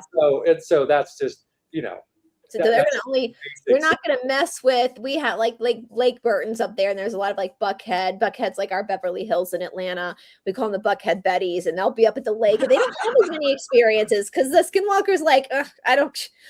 You guys aren't interested. You know, they go for the people like Jessica, and like you guys who are aware that there's more to what's being seen. But at this point, like, I don't know if I'd be as afraid as I was at this point. Honestly, I think I'd be like, hit me with your best shot, bro. I do YouTube. Like, have you read some of the comments on my videos? Yeah. Like, yeah.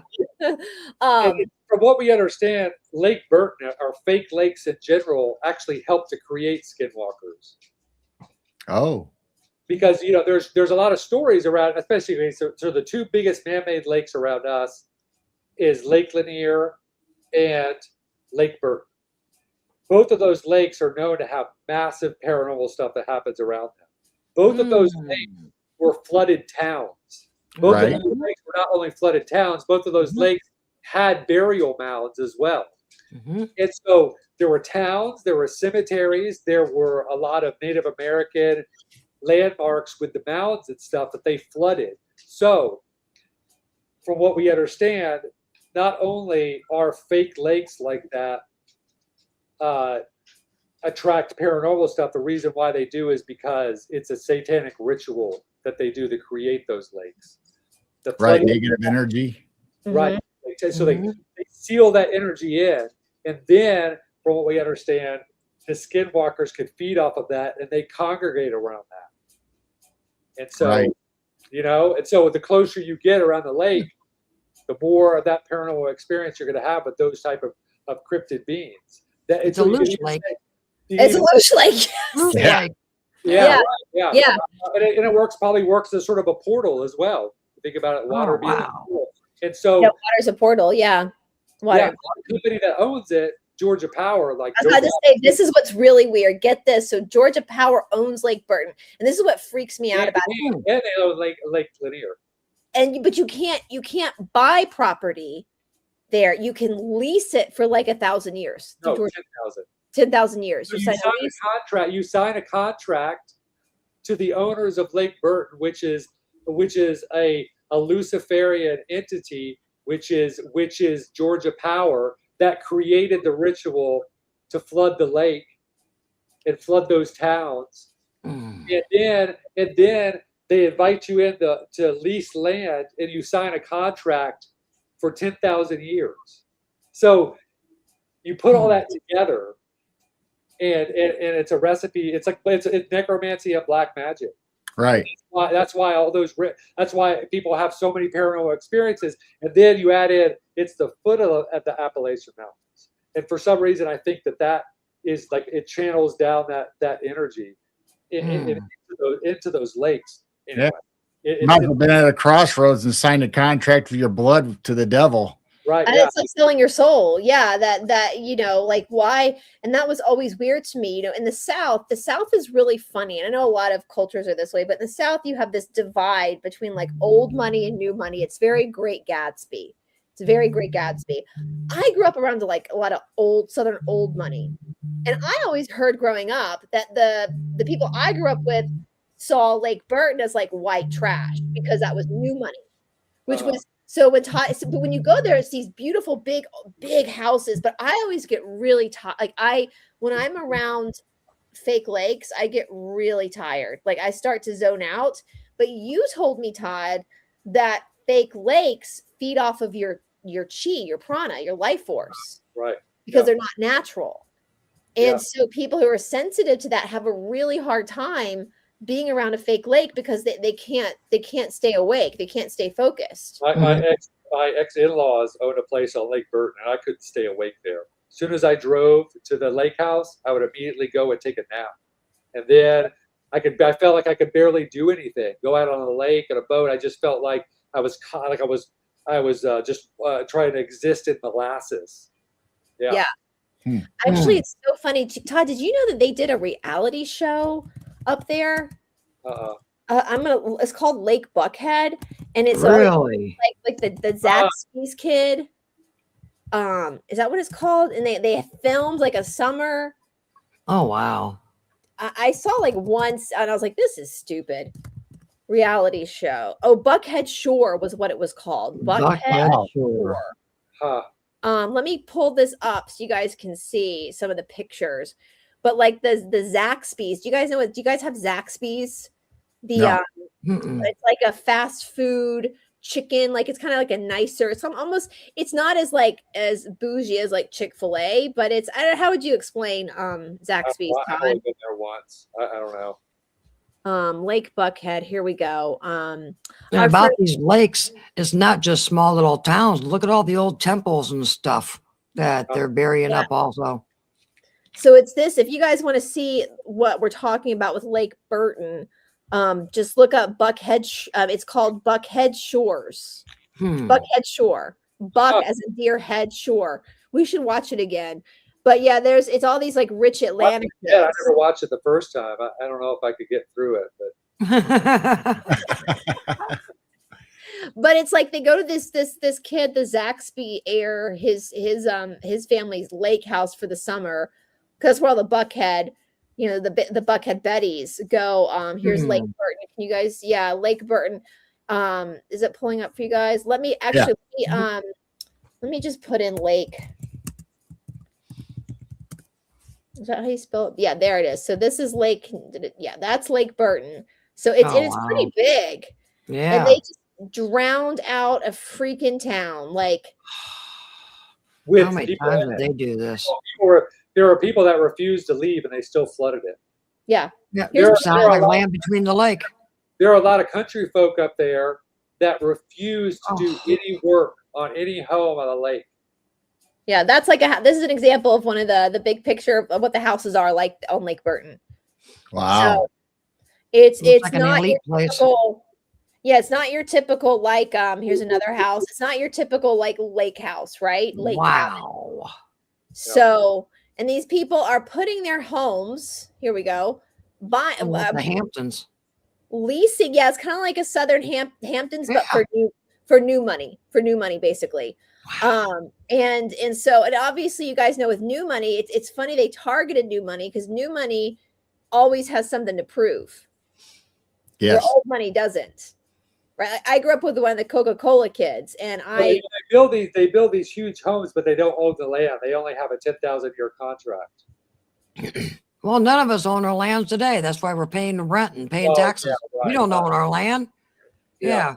True. They're paying. We're paying the rent for every single year. Yeah. So these are the houses, guys, that are on Lake. So this is the type of, and these are these aren't their permanent homes. These are their second homes. I can imagine the taxes on these. Just to buy a piece of land to build a home on is more than $1 billion. I mean, to lease land. Oh, that's crazy. So it's funny with up in Clayton because you'll drive around and you'll see these like older homes that have been there for a while, and you can tell they're just good, hardworking people. And then you've got these. I think they're kind of eyesores, these houses, because they don't fit. They don't fit in with the right. You know, and so the people who live on the skinwalkers don't mess with them.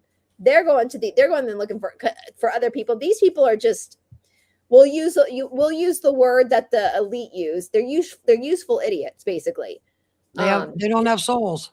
Yeah, they feed into this, here's on the lake.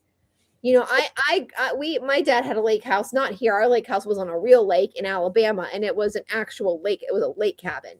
But we had jet skis, and we didn't have there was no rules on the lake. There in some of these lakes, they have, the police guard that guard everything. And right. So it's very corporate in a lot of ways. And so, but no, I can't even when we go up there, I don't even like getting near the lake because I get so tired and just so gross feeling.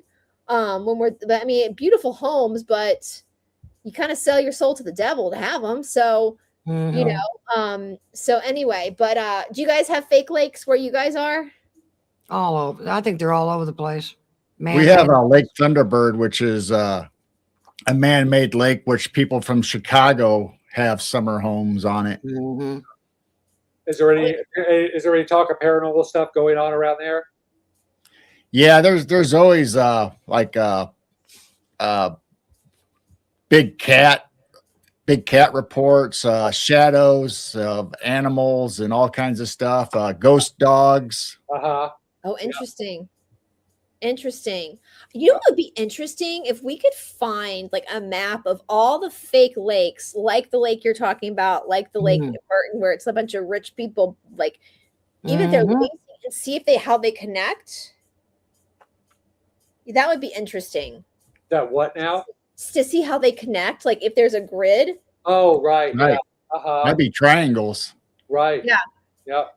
And they're using these people with new money who have something to prove as useful idiots to keep funding Mhm. this satanic practice of funneling more. And of course they're useful idiots because they're not the ones dealing with the skinwalkers. They're not the ones dealing with the repercussions Right. of this. And now that I want to hear some of y'all's wild stories since you heard some of ours. While we were on lakes, I was just going to mention that this Lake Thunderbird, since it's been opened, there's been a lot of drownings on the South Beach. Uh-huh. So just like other man-made lakes, there seems to be tragedy and drownings. Right. Like Mhm. Lanier has that. Lake Lanier has more drownings than anywhere else, and sometimes they can't even find the bodies. You know? Yeah, that's a common thing with man-made lakes. Is this the right lake, Lake Thunderbird? And Is it yeah, like- Lake Thunderbird in Putnam, Illinois. I wonder if they drowned out an old. How long has it been around? It's been around for a long time. As long as I can remember, it's been there. Yeah. Yeah, I so don't know when it was built.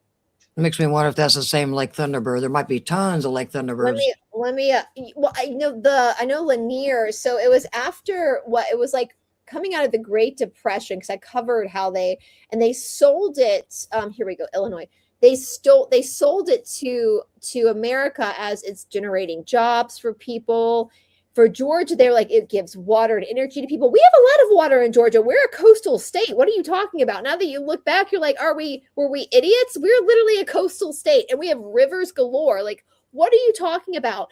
But they like the Hoover Dam, like they made the Buford Dam, which is what feeds Lanier. And so they fed it to people that this was like a good thing for the economy, bringing resources, jobs, and all that kind of stuff. And so we would consent. Here's the Illinois, you guys, the Thunderbird, Illinois. So Gorgeous houses up there too. Yeah. And they come down for the weekend or the summer. You know, some Yeah. people do live there, but a lot of these are the rich people from Chicago, and it's their escape place. their weekend getaway. Yeah, their weekend getaway. Mm-hmm. Our weekend getaway cabin was a cabin. This was back in the olden days, guys, where we had a VHS video player and we had two videos, The Never Ending Story and E.T. That was it. No cable. That's So I all- watched The Never Ending Story over and over. Yeah. Those are my kids. Yeah. It was a never ending story, legitimately. So yeah, I want to hear some of y'all's crazy stories, like that you guys have been through in your adventures. Oh my. Anything off the top of your head, Jane? I Like, we think have somebody- my craziest experience was a couple years ago, and I'm in the backyard, 1 o'clock in the morning. Well, I need to back up.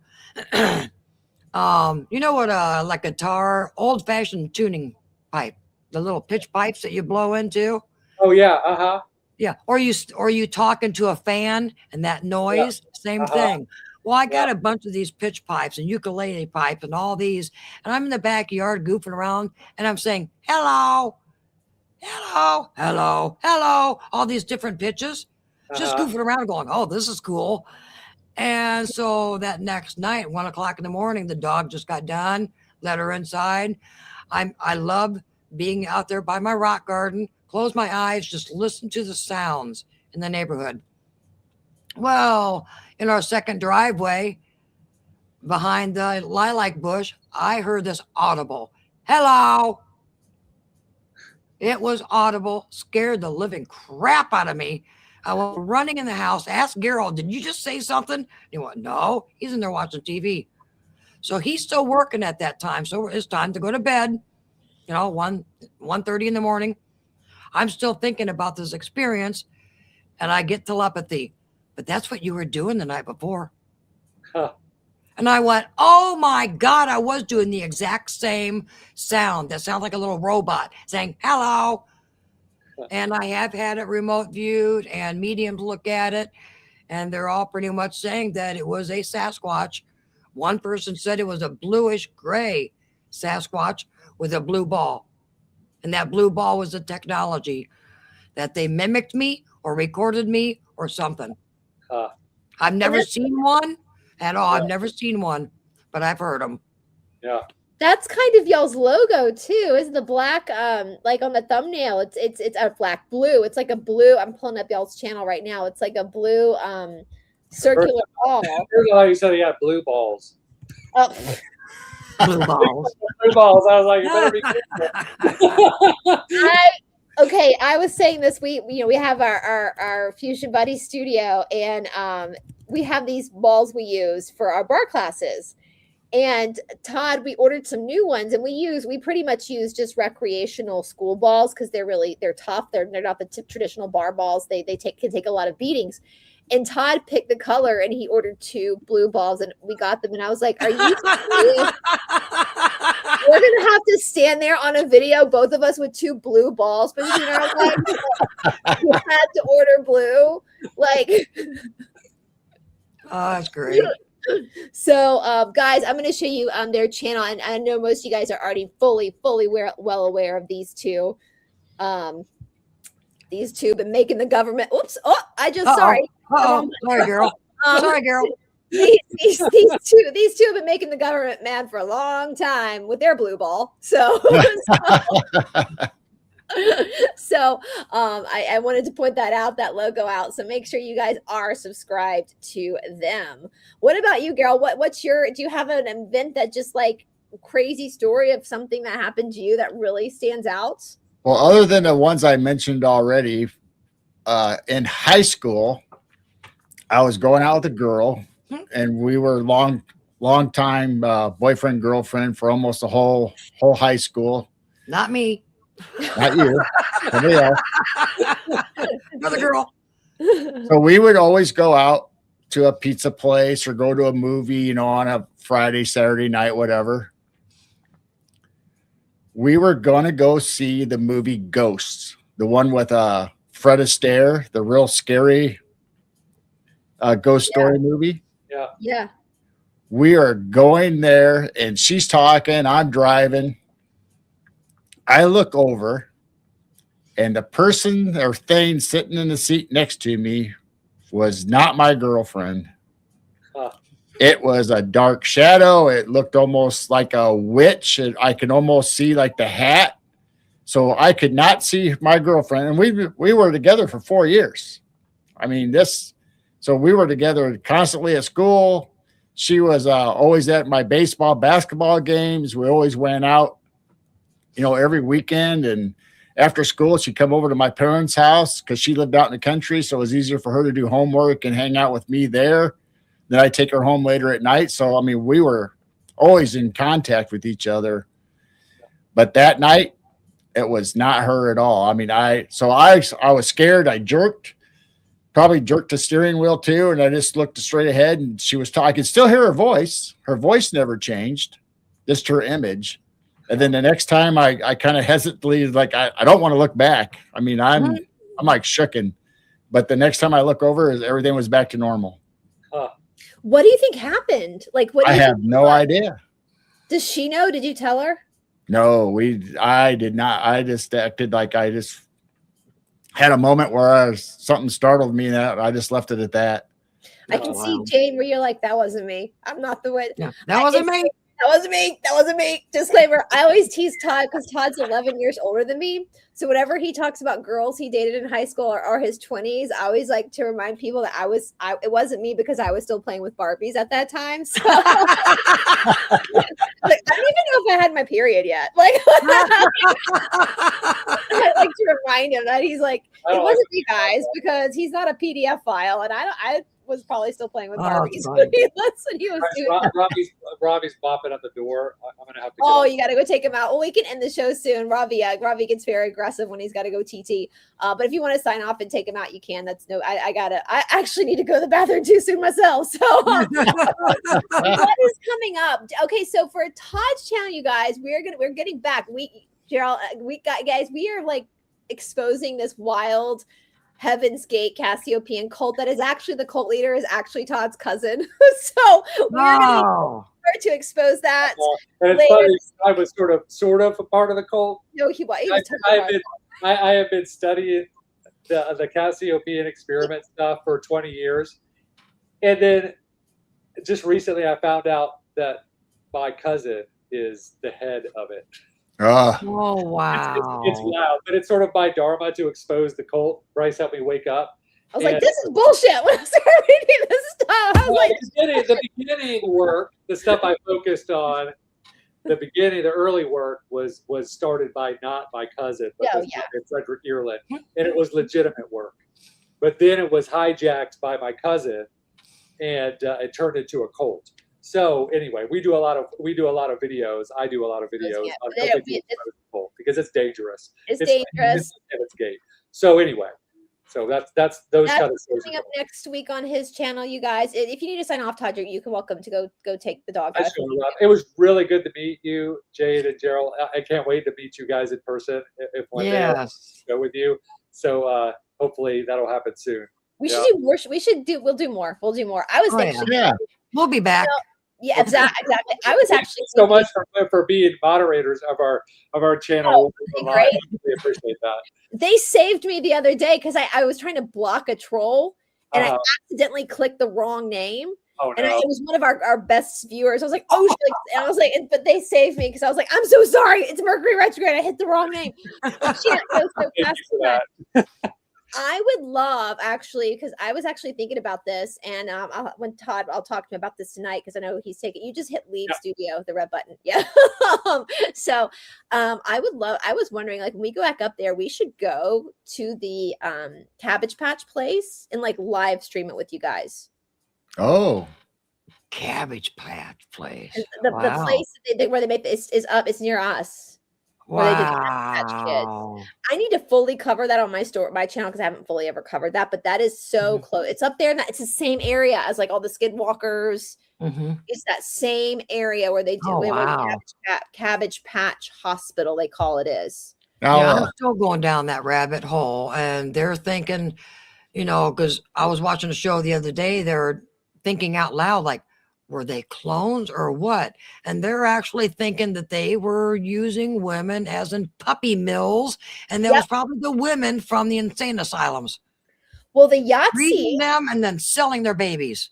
As we have to see on YouTube because words, the Yahtzees, they had breeders that they would use. Like it's all, it's all up in that same area. So I would love it. I'd love to do that. We really, really, really want to do road trips too. Like we really want to go up to Kentucky to see Don Elkin's grave, the guy who wrote The Law of One, who channeled The Law of One, UFO files. But it's interesting, like Todd getting stuck with the Cassiopean cult. That's the thing, right? Like he had really weird UFO experiences. So he was spending his whole adult life just trying to figure out we look at these conferences, like when something happens to you that you can't explain, you spend your life trying to figure out, to find some logical reason as to what it was. And it can lead you to some pretty dark places. I feel kind of lucky that my experiences was ghost because there is no logical, like it's just a ghost.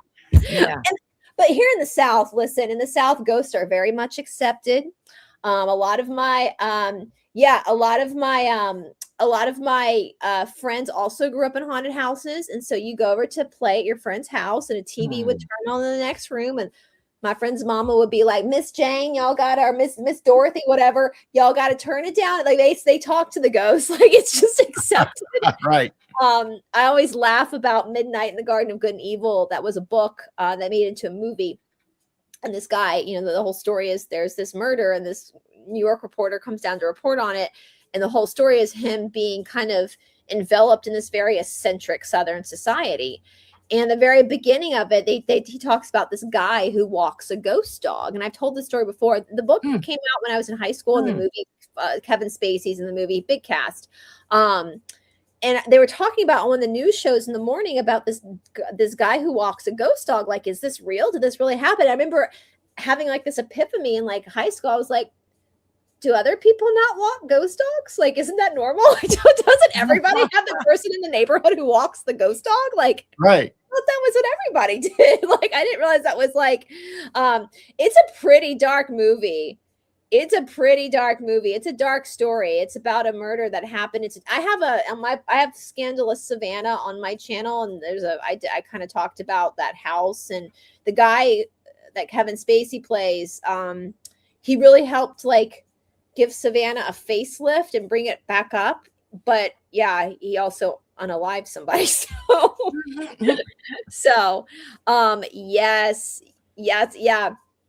I've looked into. I'm of the opinion, Fire Water by Design, that Hitler was evil.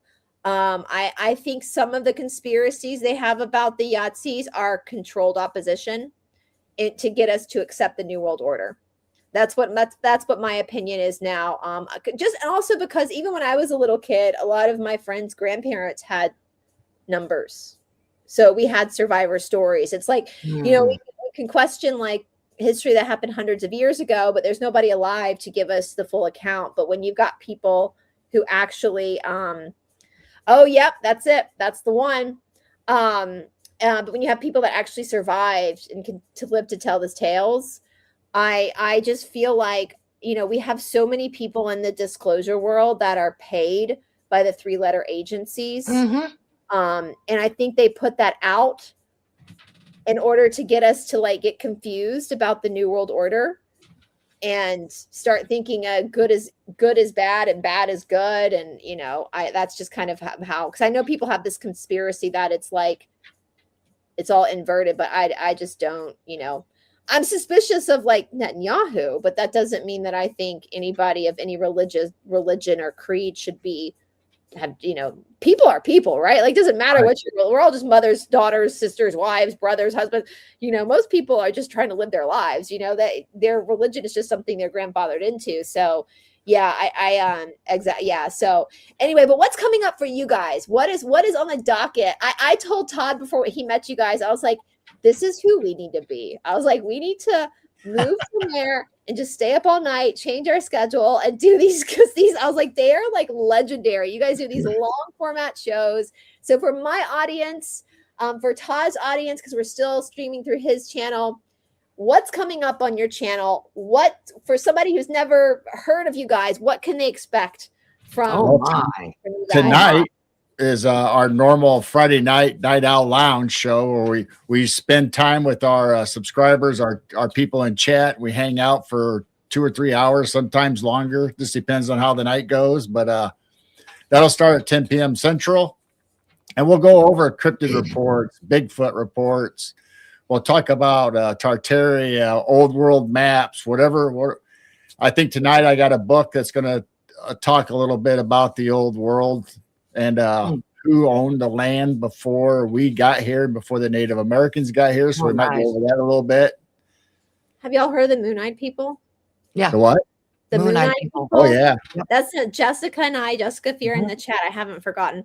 We have a Fort Mountain Park here in Georgia. That's like an hour north from Atlanta that has a lot of their remains still. So like the Native Americans were not the First Nations, and the Cherokee. We have documented accounts where the Cherokee, when the settlers, whatever that means, came into this area, the Cherokee were like, no, we were not here first. We slaughtered who was here first. We called them the Moon-Eyed people.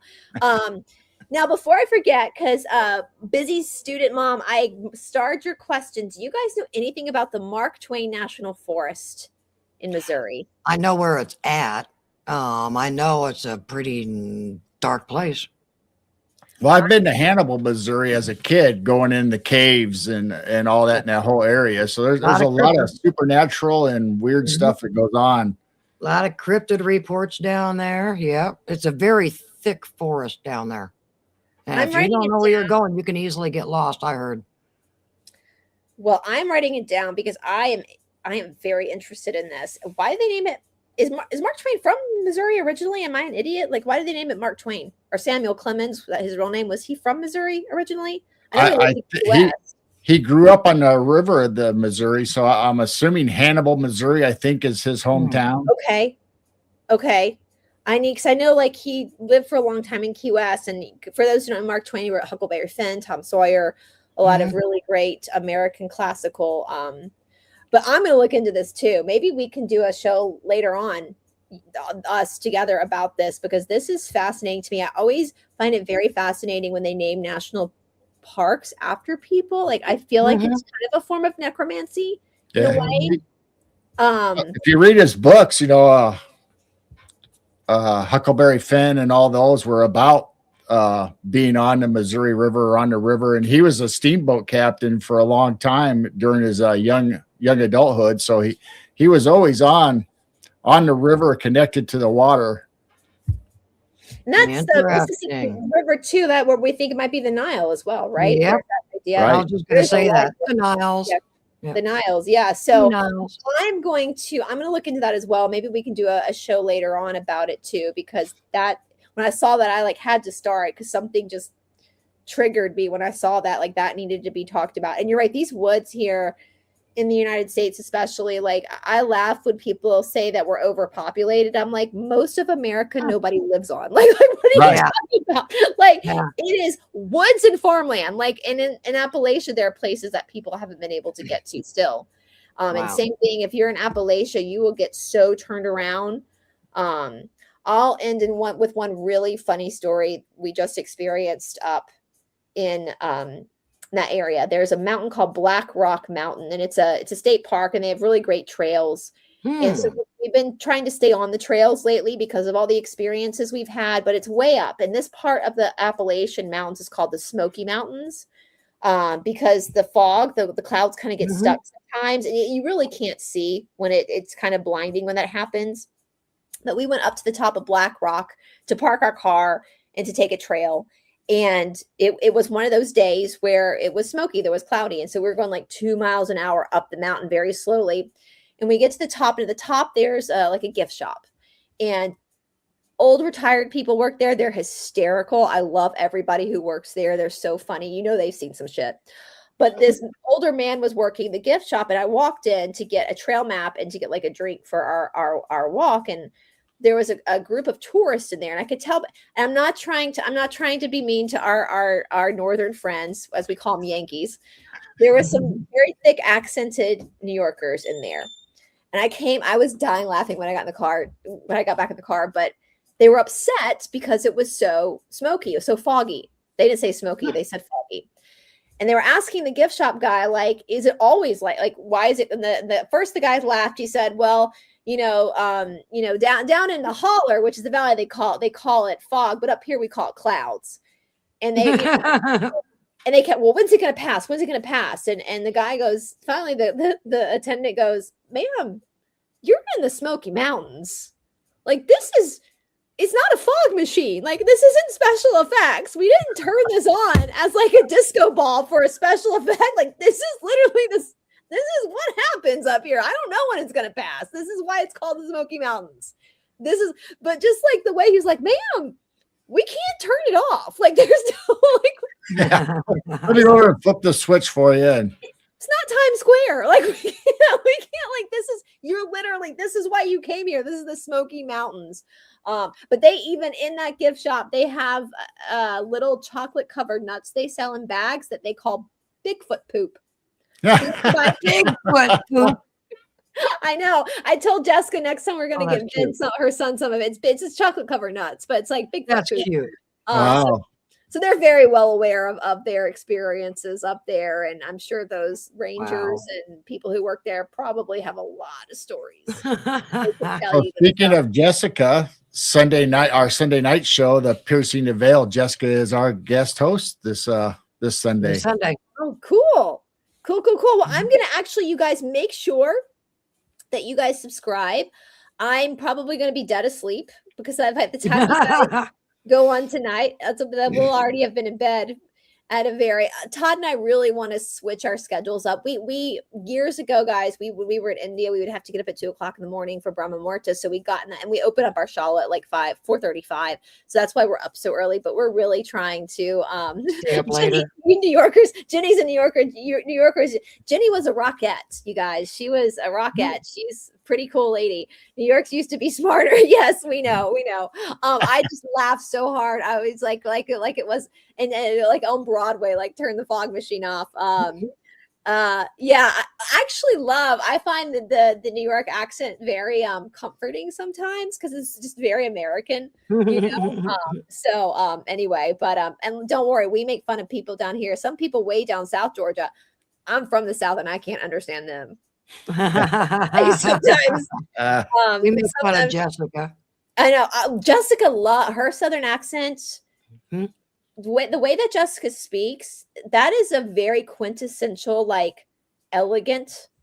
The way she tells stories, it's very old. Like she has that man that's very Southern. And I don't mean to, because Jessica's around my age, but it reminds me kind of my grandmother. Like my grandmother was from Charleston, South Carolina. The way she'd say sugar, you know. And so you guys check out the Cryptid Huntress, Jessica. Like the way that she speaks, her accent is so like it's very educated, proper Southern accent. And unfortunately, the sad thing is, I think my generation and Jessica's generation might be the last generation to really have that quintessential Southern accent, old school Southern accent, because all the kids are moving to cities, you know, now, like the redneck accent, which wouldn't be Jessica's accent, her accent is not a redneck accent. Like I think kids growing up being online have the influence of what they're watching to affect their speech and how they talk. Yes, absolutely. Even the way Jessica tells stories, it's very, you know, I started my channel as kind of a storytelling channel with research, the way we tell stories down here. And the way she tells stories is very quintessential, like old school Southern, the way stories are told. And so, yeah, Jessica's great. So you guys make sure she is very old school. You know, we still have the real like rednecky, like Honey Boo Boo type accents that I even have a hard time understanding sometimes. But that very quintessential, like educated, beautiful Southern. You don't need subtitles with Jessica, right? Like it's very beautiful the way it's very sing-songy. So make sure that you guys follow her as well. And she's going to be on y'all's channel. So we should all just do something. We should, I think it would be a hysterical reality show if people were to follow Jessica, you guys Todd around with a camera as you go into the wood Bigfoot hunting. I think you're missing comedy gold when you so I think we need to put a GoPro on Jessica and stream it live. She's brave. Like she's out there with the guys. Like she in her red lipstick, she is brave to do what she does. I before I found out Bigfoot would like be interested in me because of my blood type and stuff, my biggest drawback was being dirty for that long. Like I'm like not a camper. I'm like, I don't know if I could get comfortable in this outdoor stuff. So, but anyway, you guys, I will let you guys go so you can prepare for your night show tonight. I'm so impressed that you guys do these night shows. If you are, especially for our viewers who are over in Europe too, because they could catch you in the early morning hours as they're getting ready for their days and stuff. And I want to hear from our European and English viewers too. Leave us a comment in the comment section about your sightings of any cryptid, or is there some you have in Europe that we don't have here in the United States? That's an interesting concept. Like, are some exclusive to certain areas of the world? Right. Well, speaking of our channel, we should mention that, yes, we have our show Sunday when we interview people. Friday night is our Night Owl Lounge. We have a 24/7 that is always on. We've got several different cameras. I'm up till like 3 a.m. watching orbs and skyfish and rods and hearing strange noises. You can watch, there's skunks and all kinds of animals and deer. So, just come hang out at the 24/7. I also have a music channel that is Chiro Sounds, which is Chiro Sounds.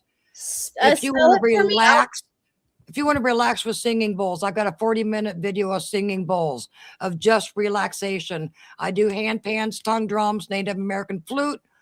So yeah, just come over to Chiro Sounds. And I'm not a professional. I just want to help people relax and meditate and just get rid of the stress and the fear of this world. And that is my goal on my music channel. So spell it for me, Jane. It's CHI and then a little hyphen, capital RHO, and then sounds. It's Chiro, which actually means alpha and omega in Greek. It's the first and last letter of the alphabet. So it means alpha and omega. So I look at it as head to toe, beginning and then head to toe. All right, let me. And I have there's a 40-minute video of just singing bowls. I have a wide variety of instruments. So I just want to help people relax with this crazy world that we're in. That is amazing. I'm going to. Did you find it? Yes. Let me just pull. I'm still getting used to the old StreamYard here. So you can do. So yeah, that's my main channel. But then Carol and I have Midwest Night Watchers together. I'm the one that pretty much runs the 24/7. So yeah, there's Chiro Sounds. I got gongs, singing bowls, just a wide variety of things that you can just relax to. That's amazing. We would love to. If you ever want to do anything on Fusion Buddy Studio, let us know, because that's what we do. I've got a 40-minute video. You guys can use that singing bowl. I got a couple of singing bowl videos, but the 40-minute one, you guys feel free to use it. Just to help people relax. And that's, I take all my education from India to help people ground, and we're taking it. You're in the awesome. But yeah, I try to do that on Fusion Body Studio just to help, use all my education to help people really ground in this time and ground into their soul. Because honestly, these are just meat suits we're in anyway. Like, the soul is not the body, the soul is what matters. And so all of this, I always say, like in the East, we say this is just like an amusement. We're just at an amusement park, and we're taking different rides, and we must have like the haunted house, but our souls decided that ride looks fun. I always laugh with my friend Tamara down in Australia that our souls must have been really, really bored to pick this timeline to jump into.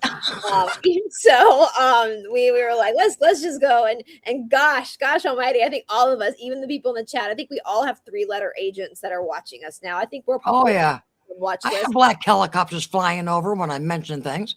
Yeah. Listen, is your life really worth anything if you're not on a watch list somewhere? Yeah. Are you really having a podcast if they're not watching you? If you're not being watched by the government, if you would not have been burned at the stake by the church 400 years ago, is your life really worth anything?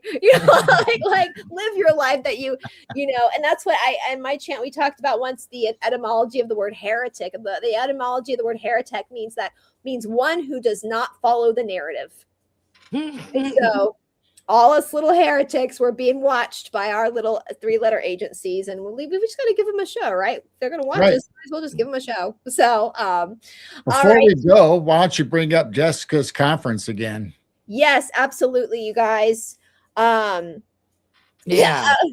cracks me up. Yeah, the person who picked our avatar needs to enter some cheat codes. Like what Daryl said, we have a video of me playing handpan with a Bigfoot. It's in the shorts. Oh, amazing, you guys. So go check that out. And absolutely, for Jessica's conference, we're going to go sit down because it's next weekend, and we're going to go. We could drive up for the day and clear my schedule for next Saturday. Go support Jessica, and maybe I can. I'm a proud American heretic. That should be a YouTube channel.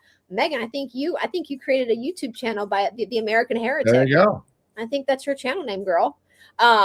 So absolutely, and I will try if we can make it up there. I'm gonna film a lot of it. Obviously for Jessica, I'll give her footage. I'll let her air her own footage, but I'll do some other. I'll do some other stuff for my channel as well. So maybe I can FaceTime you guys, and we can simulcast with from where it depends on if honestly guys, it depends on if we have internet up in this area of Tiger. Yeah. Okay, Mhm. I'll tell you one really funny story. I've told this so much before we go, guys. The South is hysterical. There is another graveyard up in near the Deliverance Trail. That's a couple of graves. It's the Kirby family cemetery. And we go up there and we take care of it sometimes. And my friend Bobby, if you guys remember, she has a YouTube channel where she goes and cleans old graveyards, finds the person's name, and then researches them and tells their story. Really cool idea where she, tells the person's story. She speaks to dead people, but not in the way that you think, right? Well, I had her research these Kirbys. Ham Kirby is the guy. And she goes, well, yeah, he's interesting, but you want to know who's really interesting is his mother. And she tells me this story about Ham Kirby. This is in Tiger, Georgia, where Jessica is going to be speaking. That after the American Civil War, so Kirby's his mom was a madam, so she had a brothel up there. Post Civil War, her son Ham was in the Civil War, and she was a moonshiner. Oh, and everybody knew that this little old lady was a madam. She ran the brothels, and she was a moonshiner, and she was a member of the Baptist Church. Well, after the Civil War, that's why I love the South. That is why I love the South, because that's normal in the South. Of course, the madam of the local brothel is also a member of the Baptist. Of course, she is. So after the Civil War and the South was put back into with the Union, became part of the federal government again. All of these federal agents came down to Tiger, Georgia, to arrest her, for being a madam and being a moonshiner. And all of the people of that town got their pew-pews and ran off the federal government and said, she might be a madam and she might be a moonshiner, but she's our madam and she's our moonshiners. You boys going back to your city now. And I'll be damned if she is not buried at the Baptist church herself. Oh. So that is one of the stories from Tiger, Georgia, where Jessica is going to be. It's right there by Clayton. It's kind of the same area. There are a lot of brothels in that area at that time because of the railroad being built and all that kind of stuff. So Angie's up there as well. Angie and I keep meaning to do a show together, but I was actually going to go back up there and meet up with her and Jessica the weekend we had the ice storm and everything got canceled. So Angie's going to be back on and Angie's another one with a very fun Southern accent. So maybe I'll text Angie. Maybe she'll be up there for, cause they have a house up there. Maybe she'll be up there for Jessica's conference. Oh, so I'll text her. So, yeah. All right. Yeah. Well, great. It's so funny. And when I was up in Boston, I went to Salem. When I went up to Salem a few years back and I walked through some of their old graves, I was really weirded out by it because they wouldn't let you touch the graves. And I was like, oh, this would never fly in the South. This would never fly. We have a ton of stuff to bring up to the Kirby's grave to leave at their graves. We leave them whiskey. Every time we go up to the Kirby's grave, we leave them a bottle of whiskey and a Bible. Oh. We leave it at the grave. We take a shot of whiskey and we put the whiskey and the Bible down for the Kirby's and honey as well. So you can't in the South. Yeah, you can't tell a Southerner not to touch a grave. You're going to see all sorts of trinkets on those graves. You're going to see alcohol. You're going to see toys. You're going to see shells. You're going to see money. Joints. Yeah, joints. Yeah, exactly. You're going to see all alcohol or joints. There's a funny story of a cop. Speaking of, I read this where this guy was visiting an old Southern town and he called because he saw people in the graveyard that night. And the cop was like, listen here, buddy. No, you didn't. You didn't see anybody. You leave them alone, because a lot of voodoo people go into the graveyards at night and do and it's kind of respected here. Like, just no, you didn't. You didn't see anything. you turn yourself around and you go right back on home, like the moonshine, and it's illegal technically in Georgia, but according to the cop I spoke to once, they are all customers of the moonshiners. They're not going to arrest any of those moonshiners at all. That is a Southern heritage thing. So anyway, that's so within all that area.